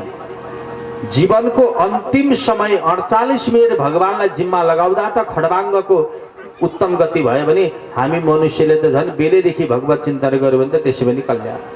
त्यसैले आत्मकल्याण चाहनेवाला मनुष्यले आफ्नो यो मनलाई धारयत धिया, यो मनलाई भगवानको चरणमा धारण गर्नु यानी समर्पण गर्नुपर्दछ।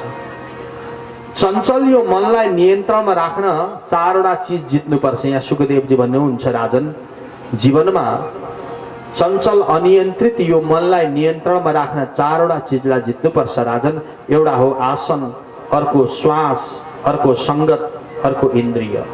यो चारवटा चिजलाई जसले जित्दछ उसको मन आफ्नो बसमा हुन्छ अनि बसीभूत भएको त्यो मनले स्थूल स्वरूप भगवानको र सूक्ष्म स्वरूप भगवानको चिन्तन गर्न सक्छ। एकम ब्रह्म द्वितीयो नास्ति भन्छ।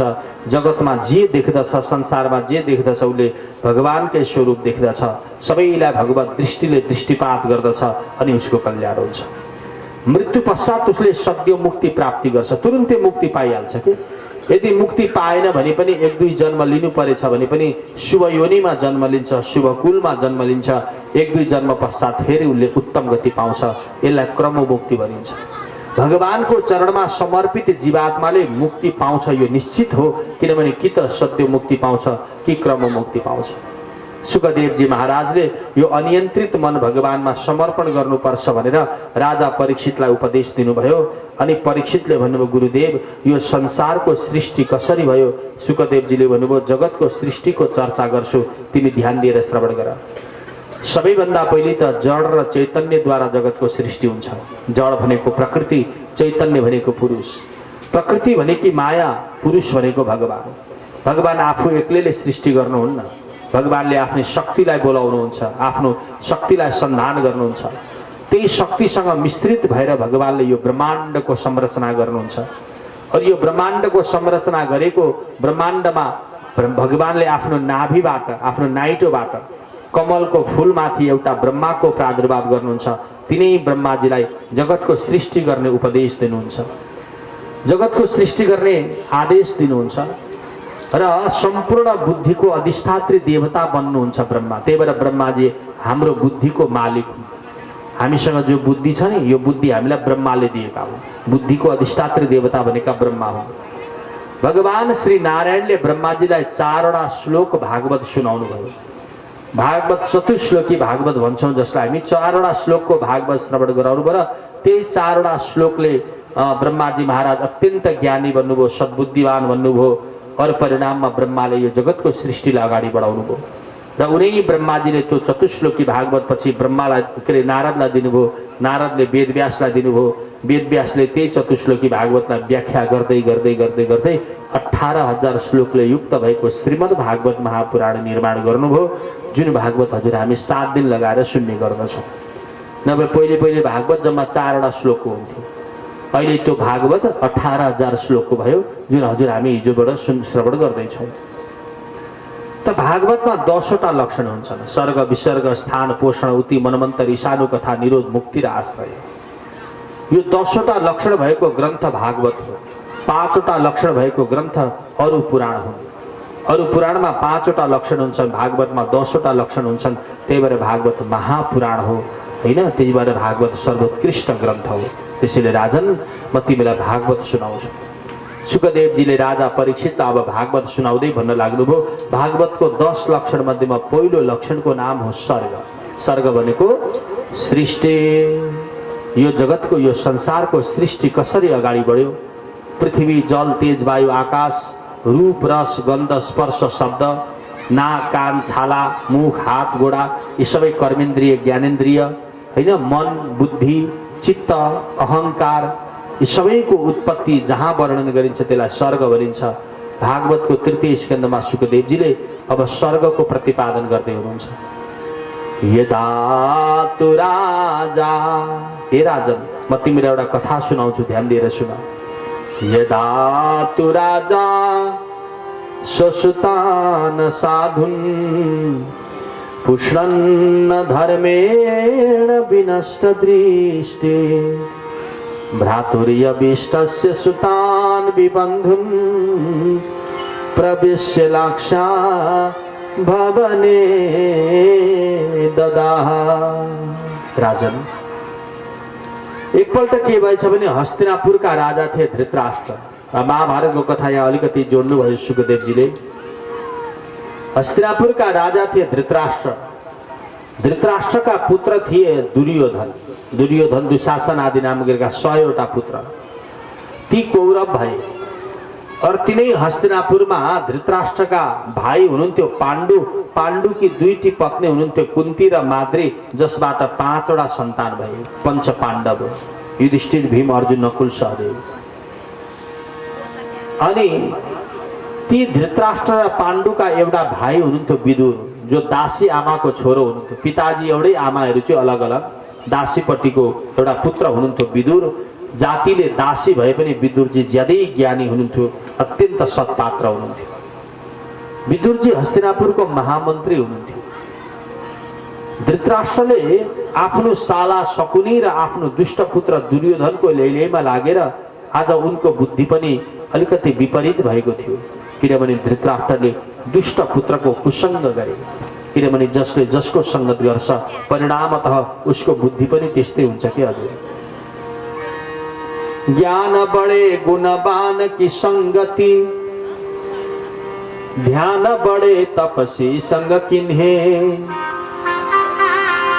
मोह बड़े परिवार की संगति, लोभ बड़े धन में चित दिन्हे।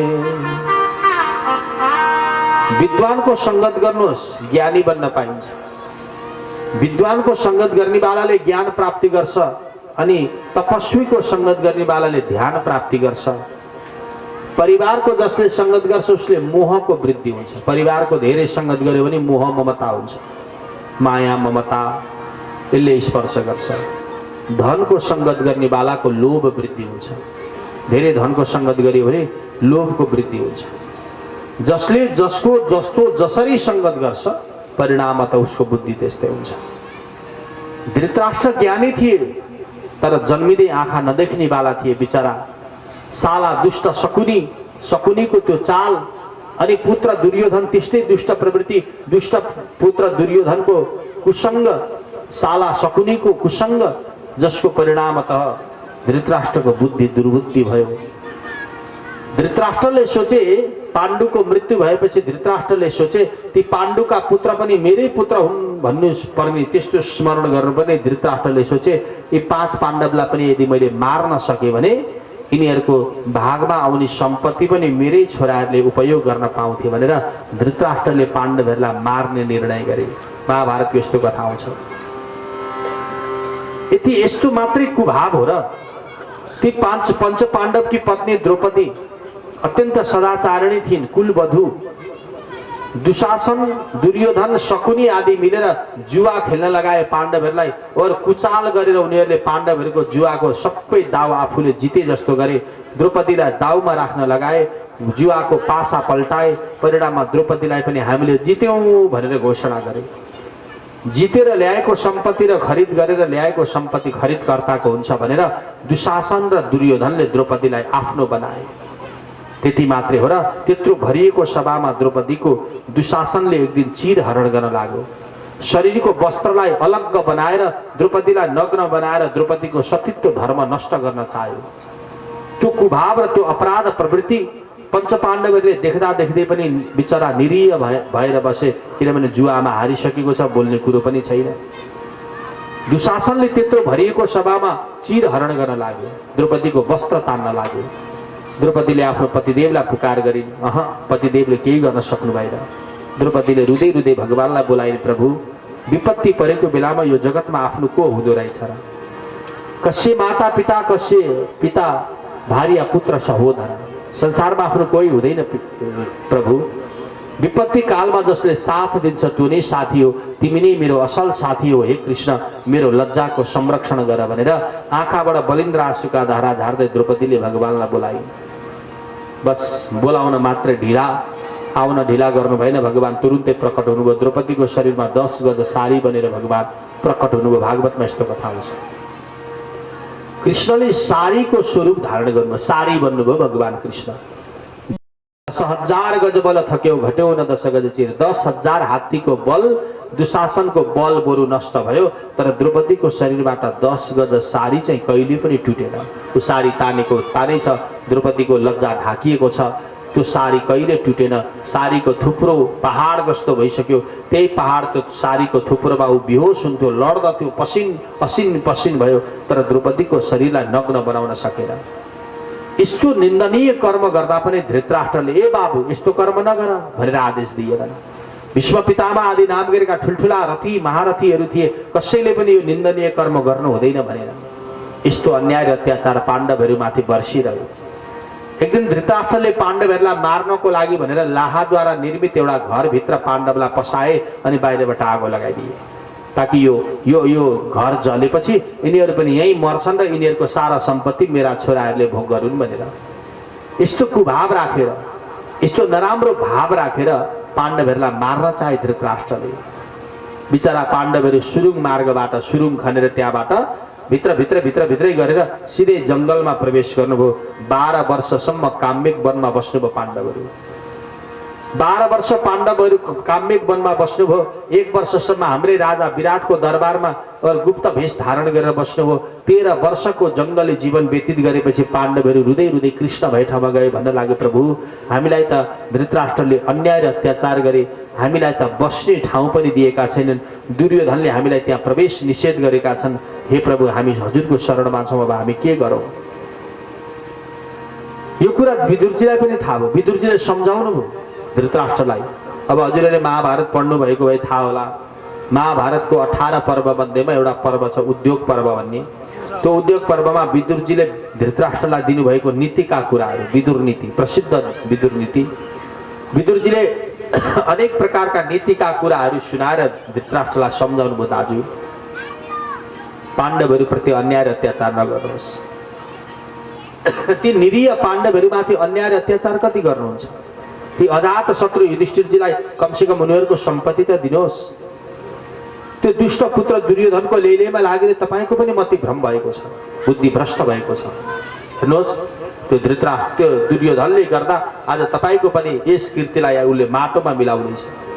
बिन्ती छ दाजु, कुपुत्रको सङ्गत गरियो भने पिताको पनि दुर्गति हुन्छ, त्यही भएर कुपुत्रलाई त्यागिदिनुहोस्, दुर्योधनको सङ्गत नगर्नुहोस्।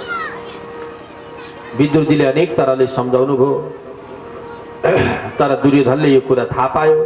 मेरो पिताजीलाई तथा नाम पोल सुनाउँदैछ यो विदुरले भनेपछि दुर्योधन दौडेर गएर दासी पुत्र विदुरजीलाई गएर सम्बोधन गर्दै भन्न लाग्यो, ए दासी पुत्र विदुर, मेरो राज्यमा बसेर मैले दिएको रोटीको टुक्रा खाएर मेरै थालीमा प्वाल पार्दैछस् त?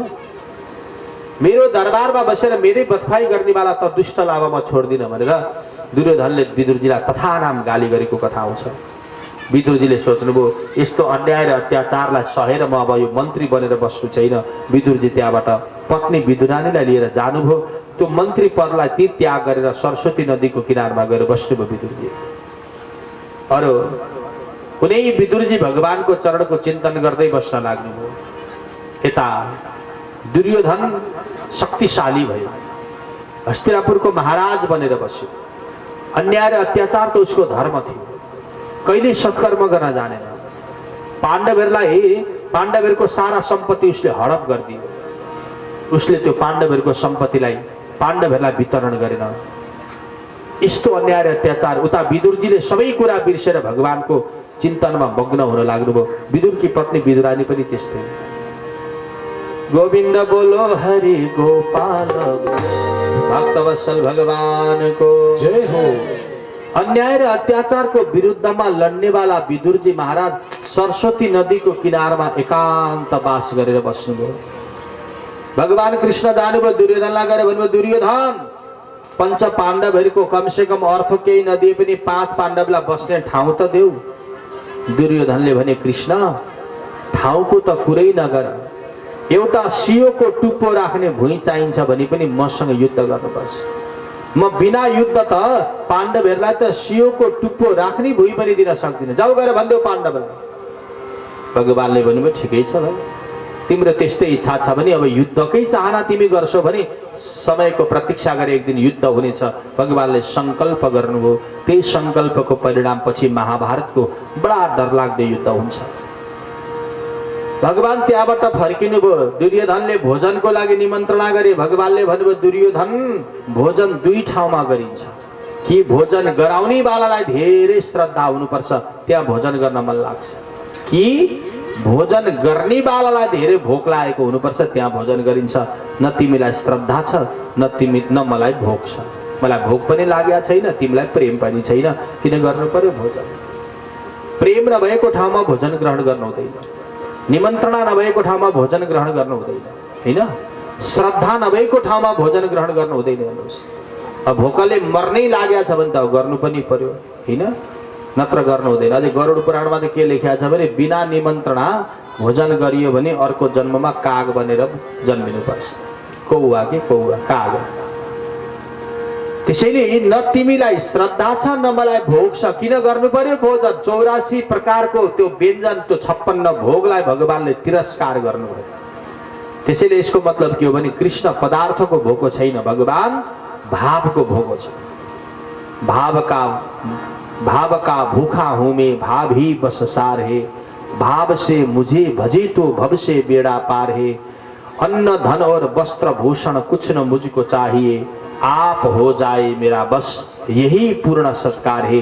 तिमी मलाई पदार्थको लोभ नदेखाऊ, मात्रै तिमी मलाई भावको लोभ देखाऊ। प्रेम गर, प्रेम गर्यौ भने तिमीले मलाई प्रेमले दियौ भने म तिमीले दिएको 1 थोपा जललाई पनि अमृत मानेर पिउँछु। यदि प्रेम छैन र पदार्थको लोभ देखाउँछौ भने म त्यसलाई ग्रहण गर्दिनँ। भगवान भन्नुहुन्छ भाव छ, प्रेम छ भने भगवान पत्थर भित्रबाट पनि प्रकट हुन्छ, हैन? मूर्तिबाट पनि भगवान प्रकट हुनुहुन्छ। अब प्रेम छैन, भाव छैन भने मन्दिर भित्र पनि भगवान ढुङ्गा बनेर बस्दछ। त्यसैले परमात्मा भगवान ढुङ्गा जस्तो कठोर पदार्थ भित्र पनि विद्यमान छ, तर फरक यति हो भाव छ भने भगवान प्रकट हुन्छ, भाव छैन भने प्रकट हुँदैन। फरक त्यति हो। त्यसैले मोहन प्रेम बिना नहीं मिलता, चाहे कर लो लाख उपाय, लाखौं उपाय गरौं, प्रेम नभए भगवत प्राप्ति हुँदैन। भगवानले त्यो उत्तर दिनुभयो। भगवान जानुभयो विदुरजीको कुटियामा। विदुरजी हुनुहुन्न थियो, विदुरानी मात्रै हुनुहुन्थ्यो। गएर विदुरानीलाई भन्नुभयो मैया म भुख लगिरहेको छु, खानेको दे न भन्ने। दुर्योधनको 84 व्यञ्जन त्यागेर जानुभएको भगवान श्रीकृष्ण विदुरानीको कुटियामा गएर भोक लागो भन्दै हुनुहुन्छ। हेर्नु भगवानको बडा विचित्र लीला। जानुभयो बगैँचामा केही छ कि भनेर पाकेको एक घरी केरा रहेछ, त्यही केरा लिएर आउनुभयो। भगवानको स्वरूपमा मग्न हुनुभएको विदुरानीलाई होस हवास थिएन। केराको बोक्रा छोडाउनु भयो। गुदी खुवाउनु पर्ने मैया विदुरानीले गुदी चाहिँ फाल्नुभयो र केराको बोक्रा चाहिँ भगवानलाई खुवाउन थाल्यो। छिल्का देत श्याम मुख माही, लागे परम सुहावना। बोक्रा चाहिँ भगवानको मुखमा, गुदी चाहिँ भुइँतिर फाल्नुभयो। भगवानले कुटु कुटु त्यो बोक्रा बडा मिठो मानेर खान थाल्नुभयो। एकछिनपछि विदुरजी आउनुभयो। के गरे कि तैँले? लौ मेरो घरमा आउनु भएको प्रभुलाई बोक्रा पो खुवाउँदैछस् है। गाली गर्नुभयो विदुरजीलाई। विदुरानी लाजले भाग्नुभयो। विदुरजीले बाँकी भएको केरा छोडाउनु भयो अनि बोक्रा फालेर गुदी खुवाउन थाल्नु भएको थियो। भगवानले भन्नुभयो कहे कृष्णजी सुनो विदुरजी, ओइसो स्वाद न आबना। अघि हजुरको पत्नीले खुवाउँदा जुन मिठास मैले पाएको थिएँ त्यो मिठास छैन त विदुरजी। केराको गुदी खाँदा पनि, खानुपर्ने वस्तु खाँदा पनि भगवानलाई मिठो लागेन। हेर्नुहोस् भगवान भन्नुहुन्छ हेर्नुहोस् विदुरजी, म पदार्थको भोको होइन, म भावको भोको हो। तपाईको पत्नीमा भाव थियो, बोक्रा मेरो लागि अमृत हो। तपाईमा भाव होइन मात्रै ज्ञान छ, त्यही भएर गुदी पनि मलाई मिठो लागेन। विदुरजी छक्क पर्नुभयो। त्यो बेला भगवानको स्तुति गर्नुभयो। भगवानले भक्तिको वरदान दिँदै भगवान त्यहाँबाट अन्तर ध्यान हुनुभयो। बोले भक्तवत्सल भगवानको। भगवानले प्रेमको यानी प्रेमको पराकाष्ठको उदाहरण दिनुभयो। भगवान त्यहाँबाट जानुभयो। त्यसपछि यता विदुरजी एक दिन वृन्दावनतिर जानुभयो दर्शन गर्न, तीर्थ घुम्न। आफ्नो मित्र उद्धवजीलाई भेटघाट गर्नुभयो। उद्धवजीले भन्नुभयो विदुरजी, मलाई भगवानले दिनुभएको उपदेश मैत्री ऋषिलाई पनि थाहा छ, गएर हजुर मैत्री ऋषिबाट ज्ञान प्राप्ति गर्नुहोस्। अनि हरिद्वार जानुभयो विदुरजी। भागवतमा यस्तो कथा आउँछ। हरिद्वारमा गएर मैत्रीजीलाई विभिन्न प्रश्नहरू गर्नुभयो विदुरजी महाराजले। जगतको सृष्टिको बारेमा प्रश्न गर्नुभयो। अब मैत्रीजीले विदुरजीलाई दिव्य उपदेश दिनुभएको छ। मैत्रीजीले भन्नुभयो विदुरजी, जगतको सृष्टि जड र चैतन्यको मिश्रणद्वारा हुन्छ। भगवानले आफ्नो नाभिबाट ब्रह्माको उत्पत्ति गर्नुभयो। ब्रह्माजीलाई भगवानले बुद्धिको अधिष्ठात्री देवता बनाउनु भयो र भन्नुभयो, हे ब्रह्मदेव, जगतको सृष्टि गर्नुहोस्। यो ब्रह्माण्डको उत्पत्ति भगवानले गर्नुभयो। अनि ब्रह्माजीलाई सृष्टि गर्ने आदेश दिनुभयो। ब्रह्माजीले 10 प्रकारको सृष्टि गर्नुभयो। यो जति पनि अहिले तपाईँ हामीले देख्दै गरेको सृष्टि छ, यो सब ब्रह्माको कृपा हो। महत्त्व पृथ्वी, जल, वायु भनेको हावा, आकाश भनेको यो खाली स्थान, और तेज यो अग्नि ब्रह्माजीले आफ्नो मनद्वारा, आफ्नो सङ्कल्पद्वारा प्रकट गर्नुभयो। अनि ब्रह्माजी महाराजले स्थावर वृक्षहरूको यी लता लहरा, यी बोट बिरुवाहरू जो हजुर हामीले देख्दैछौँ, यो यसको परिकल्पना गर्नुभयो। 4 खुट्टे, 2 खुट्टे, 6 खुट्टे, असङ्ख्य खुट्टाहरू यस्ता जीव जन्तुहरू, पशुहरूको सृष्टि ब्रह्माजीले गर्नुभयो। 9 स्थानमा गएर ब्रह्माजीले मनुष्यको परिकल्पना गर्नुभयो। हामी अहिले जो मनुष्य छौँ, यो मनुष्यको परिकल्पना ब्रह्माजीले गर्नुभयो। देवताहरूको सृष्टि पनि ब्रह्माजीले नै गर्नुभयो। काल, मनमन्तर, मुहुर्त, अयन, काष्ठा, प्रहर, दिन, बार, योग, लग्न, कर्ण, नक्षत्र, त्यसपछि तिथिहरू, प्रतिपदा, द्वितीय, औँसी, पूर्णिमा भन्छौँ होइन, यी सबैको परिकल्पना ब्रह्माजीले गर्नुभएको। आइतबार, सोमबार भन्छौँ होइन, त्यसपछि गएर हामी योग भन्छौँ, कर्ण भन्छौँ, मुहुर्त भन्छौँ, घटी भन्छौँ, पला भन्छौँ, यो सबैको प्रादुर्भाव ब्रह्माजीले गर्नुभयो। अविद्या, माया, मोह, अन्धतामिश्र, अज्ञानता, रिस, राग, निन्द्र, थकाइ, भोक, प्यास, अनि मन, बुद्धि, चित्त, अहङ्कार, यो सबैको प्रादुर्भाव ब्रह्माजीले गर्नुभएको हो। ब्रह्माजी महाराजले यी सबै सृष्टिलाई अगाडि बढाउनु भयो। आफ्नो मनबाट ब्रह्माजीले 11 रुद्रको उत्पत्ति गर्नुभयो। 11 रुद्रले भूत प्रेत आदिको सृष्टि गरे। भूत प्रेत, पिशाच, साकिनी, डाकिनी, योगिनी भन्छौँ नि हामी, यो सबै 11 रुद्रले प्रादुर्भाव गर्नुभयो। ब्रह्माजीले त्यो सृष्टि त्यही रोक्न लगाउनु भयो र ब्रह्माजीले सोच्नुभयो अब मनुष्यको सृष्टि अगाडि बढाउनु पर्यो। ब्रह्माजीले आफ्नो मनबाट 10वटा पुत्र जन्माउनु भयो। ब्रह्माजीले मरिची, अत्रि, अंगिरस, पुलस्त्य, पुलह, क्रतु, दक्ष, नारद यस्ता यस्ता पुत्रहरूको प्रादुर्भाव गर्नुभयो। तर ती पुत्रहरूबाट मनुष्यको सृष्टि अगाडि बढेर अनि ब्रह्माजीले आफ्नो शरीरलाई 2 भागमा विभाजित गर्नुभयो। दाहिने भागबाट पुरुष, देब्रे भागबाट नारीको उत्पत्ति गर्नुभयो। तिनै पुरुषलाई स्वयंभू मनु भन्न थाल्यो, नारीलाई शतरूपा भन्न थाल्यो। अनि त्यो पुरुष र नारीको विवाह गर्ने आदेश दिनुभयो। ती पुरुष र नारीले विवाह गरे। तसर्थ ब्रह्माको आधा अङ्गबाट पुरुष, आधा अङ्गबाट नारी प्रकट हुनुभयो। ती आधा आधा अङ्गको विवाह भयो। आधा आधा अङ्गलाई एकरूप बनाएपछि पूर्ण अङ्ग हुन्छ। त्यही भएर मनुष्य मा पुरुष र नारीको विवाहको परम्परा चल्यो। त्यही भएर विवाह हुँदा पुरुष र नारीको हुने गर्दछ र ती विवाह गरिएका पुरुष र नारीलाई आधा आधा अङ्ग मानिन्छ। अर्धाङ्ग, अर्धाङ्गिनी भन्छन् नि हामी त्यसो भन्छौँ। आफ्नै पत्नीलाई वामाङ्गी भन्छौँ हामी। शुभ कर्म गर्ने बेला पत्नीलाई देब्रे भागमा राखिन्छ। किनभने देब्रे भागबाट नारीको उत्पत्ति भयो, दाहिने भागबाट पुरुषको उत्पत्ति भयो। त्यसपछि ती दुईटालाई विवाह गर्ने आदेश दिए पश्चात मैथुनी परम्पराबाट सृष्टि यानी सन्तान जन्माउने आदेश दिनुभयो ब्रह्माले र तिनै स्वयंभू र शत्रुपाले 5वटा सन्तान जन्माए। तिनै 5वटा सन्तानलाई मानव भन्न थालियो। मनुका सन्तान भएको हुनाले मानव भए। तिनै 5वटा सन्तानले पछि फेरि विवाह गरे, फेरि सन्तान जन्माए, फेरि उनीहरूका सन्तान भयो।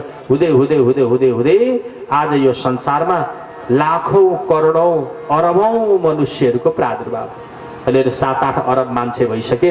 यी सबै मनुष्यको उद्गम बिन्दु भनेको स्वयंभू मनु होइन। स्वयंभू मनुका सन्तति हौँ हामी सबै। मनुका सन्तान हामी भएको हुनाले हामीलाई मानव भनिन्छ। मनुष्य, मान्छे, मनुवा जे भने पनि हामी मनुका सन्तति हौँ। त्यो बेलादेखि मनुष्यले मैथुनी परम्परामा आबद्ध भएर मैथुनी धर्मलाई अनुकरण गरेर मनुष्यले सृष्टिलाई विस्तार गर्छ। त्यही भएर आज पनि सन्तान जन्माउने बेलामा मनुष्य मैथुनी परम्परामा आबद्ध हुन्छ। विवाह पश्चात मैथुनी धर्मलाई अपनाएपछि मनुष्यले आफ्नो सृष्टि अगाडि बढाउन सक्छ। यो परम्परा उतिखेरदेखि अहिलेसम्म चलिरहेको छ। भोलिका दिनमा पनि यो परम्परा चलिरहन्छ। त 5वटा सन्तान स्वयंभू मनुले जन्माउनु भयो। 3टी छोरी और 2टा छोरा आकुति, देवहूति, प्रसूति, प्रियव्रत र उत्तानपाद। पाँचवटा सन्तान जन्माउनुभयो। जन्मिएका सन्तानलाई अब काखमा सधैँ राखेर भएन, भुइँमा राख्नु पर्यो भनेको त्यतिखेर पृथ्वीलाई एउटा हिरण्याक्ष नाम गरेको दानवले लिएर गएछ र रसातलमा डुबाइदिएछ। पृथ्वीलाई रसातलमा डुबाएपछि सारा ब्रह्माण्ड जलै जल। भगवान ब्रह्मालाई प्रार्थना गर्नुभयो, हे ब्रह्मदेव, हजुरको आदेश अनुसार मैले सन्तान त जन्माएँ, तर के गर्नु, जन्मेको सन्तानलाई राख्ने ठाउँै छैन। ब्रह्माजीले कुरा बुझ्नुभयो, भगवानको स्तुति गर्नुभयो। भगवान ब्रह्माजीको दाहिने नाकबाट नै, नाकको प्वालबाट सानो किरा बनेर भगवान स्वयं प्रकट हुनुभयो। हेर्दा हेर्दै भगवानले विराट रूप धारण गर्नुभयो। झट्ट हेर्दा भगवान सुँगुरको जस्तो स्वरूप धारण लिएर प्रकट हुनुभयो, जसलाई आज हामी बराह भनेर सम्बोधन गर्छौँ। बोले बराह भगवानको। जङ्गली बँदेलको जस्तो स्वरूप भगवानले धारण गर्नुभयो। सारा ऋषिगणहरूले भगवानको स्तुति गरे। भगवान जानुभयो रसातलमा, डुबेकी पृथ्वीलाई आफ्नो दारामाथि राख्नुभयो। हिरण्याक्षले भन्यो, अरे जङ्गली सुँगुर, मैले डुबाएको पृथ्वीलाई त बाहिर ल्याउने त को होस्? भगवानले भन्नुभयो, म जङ्गली सुँगुर भएको भए त पनि गाउँको कुकुर होलास्। अरे कुकुर, मसँग त युद्ध गर्न नआइज। अरे मूर्ख सुँगुर, मैले डुबाएको पृथ्वीलाई त के अरे बाहिर निकाल्नेवाला, आज म तँलाई नमारी छोड्दिन। युद्ध गर्न गयो। भगवानले भन्नुभयो, तेरो इच्छालाई म पुरा गरिदिउँला। भयङ्कर युद्ध भयो भगवान बराह र हिरण्याक्षको। यो युद्धमा के धेरै समय खर्च गर्नु, यति बुझ्नुहोस्, भगवानले छातीमा मुष्टिक प्रहार गर्नुभयो र रक्त बमन गराउँदै हिरण्याक्षको उद्धार गर्नुभयो। बोले भक्तवत्सल भगवानको। युद्ध गरेको बेलामा भगवान बराहको शरीरबाट पसिनाका थोपाहरू झरे, रौँहरू झरे, तिनै रौँ कुश भए, तिनै पसिना तिल भए। यस्तो कथा आउँछ पुराणमा। त्यही भएर तिल र कुश भगवानको विभूति हुन्। तिल र कुश भगवानको स्वरूप मानिन्छ। तसर्थ देवकर्म र पितृकर्म गर्ने बेलामा तिल कुशको अत्यावश्यक रहन्छ, होइन? तिल कुश बिना कुनै काम हुन्छ त अगाडि? केही काम बढ्दैन। तर भगवानले रसातलमा डुबेकी पृथ्वीलाई दारामाथि निकाल्नुभयो। सोच्नुभयो अब राख्ने कहाँ, चारैतिर जलै जल छ। त्यही जललाई आफ्नो चरणले प्रहार गर्नुभयो। जलको गति रोकिदिनुभयो। जलमाथि पृथ्वी राखिदिनुभयो। जसरी हामी पानीमाथि भकुण्डो राख्छौँ त्यसै गरी। अनि भगवान केही समय आराम गर्न जानुभयो। भगवानले आराम गरेको भूमिलाई आज पनि हामी बराह क्षेत्र भनेर सम्बोधन गर्ने गर्दछौँ। बराह क्षेत्र पृथ्वीको सबैभन्दा पहिलो तीर्थ भनेको बराह क्षेत्र हो। 3.5 करोड तीर्थ मध्येमा सबैभन्दा 1 नम्बरको तीर्थ के हो? बराह क्षेत्र हो। जुन बराह क्षेत्र हजुर हाम्रै भूमिमा छ, होइन? सुनसरीको उत्तरी भाग तपाईँहरू जानुभएकै होला सबैजना। भगवानलाई प्रसन्नता दिलाउनको लागि आज भगवती उमा नै कौशिकी नदी बन्नुभयो। और उनै चन्द्रमाकी पुत्री नै कोका नदी भनेर प्रकट हुनुभयो। ती कोका र कौशिकी मिलेर भगवान बराहको चरण प्रक्षालन गर्न लाग्यो। अहिले जानु होला बराह क्षेत्रको शिर भागमा। एकतिरबाट कोका नदी आएकी छिन्, अर्कोतिरबाट कौशिकी नदी आएकी छिन्, होइन? और त्यो जल, दुईटै जलले भगवान बराहको चरण स्पर्श गर्दै पछि सप्तकोशी भनेर दक्षिणतिर बगिरहेकी छिन्। हजुर हामीले दर्शन गर्छौँ नि। अरे भगवानले पितृतर्पण गर्नुभयो, देवतर्पण गर्नुभयो भन्ने कथा आउँछ। त्यही भएर विष्णु भगवानका चरण चिन्हहरू यत्र त्यत्र देख्न पाइए। विष्णु पादुका अहिले पनि त्यहाँ गएर देवतर्पण पितृतर्पण गरियो भने देवता पितृहरू खुसी हुन्छन्, प्रसन्न हुन्छन्। र भगवानले यसरी बराहको स्वरूप धारण गरेर हिरण्याक्षलाई मार्दै भगवानले पृथ्वीलाई रक्षा गर्नुभयो। अनि ब्रह्माजीलाई भन्नुभयो, ब्रह्मदेव, ल तपाईँको अब सृष्टि अगाडि बढाउनुहोस्। स्वयम्भू मनुलाई भन्नुभयो, हे स्वयम्भू मनु, तिम्रो 5वटा सन्तान अब यही पृथ्वीमा राख। त्यो बेलादेखि आकुति, देवभूति, प्रसूति, प्रियव्रत र उत्तानपाद 5 सन्तान त्यही पृथ्वीमा बस्नुभयो। र त्यो 5 सन्तानले अब आफ्नो सृष्टि अगाडि बढाउन लाग्नुभयो भन्ने सम्बन्धको कथा भगवानको चरणारविन्दमा समर्पण गर्दै आदरणीय भक्तजनहरू, अब आजको समय पनि अगाडि बढिसक्यो, सन्ध्याकालीन समय हुन लाग्यो। आजको सम्पूर्ण कथा यही विश्राम गर्छु। अब हामी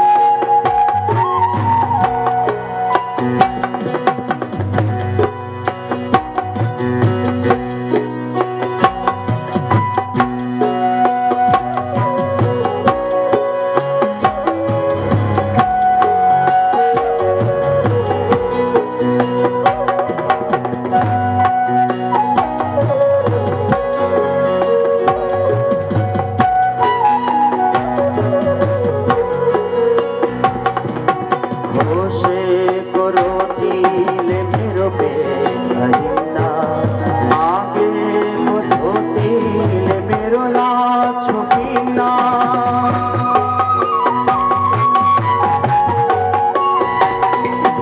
होशे को रोटीले मेरो पेट भरिना मागे को धोतीले मेरो लाज छुपिना धोतिएर हात पाऊ झरी जाऊं औला तरा कोही अगाडि यी हात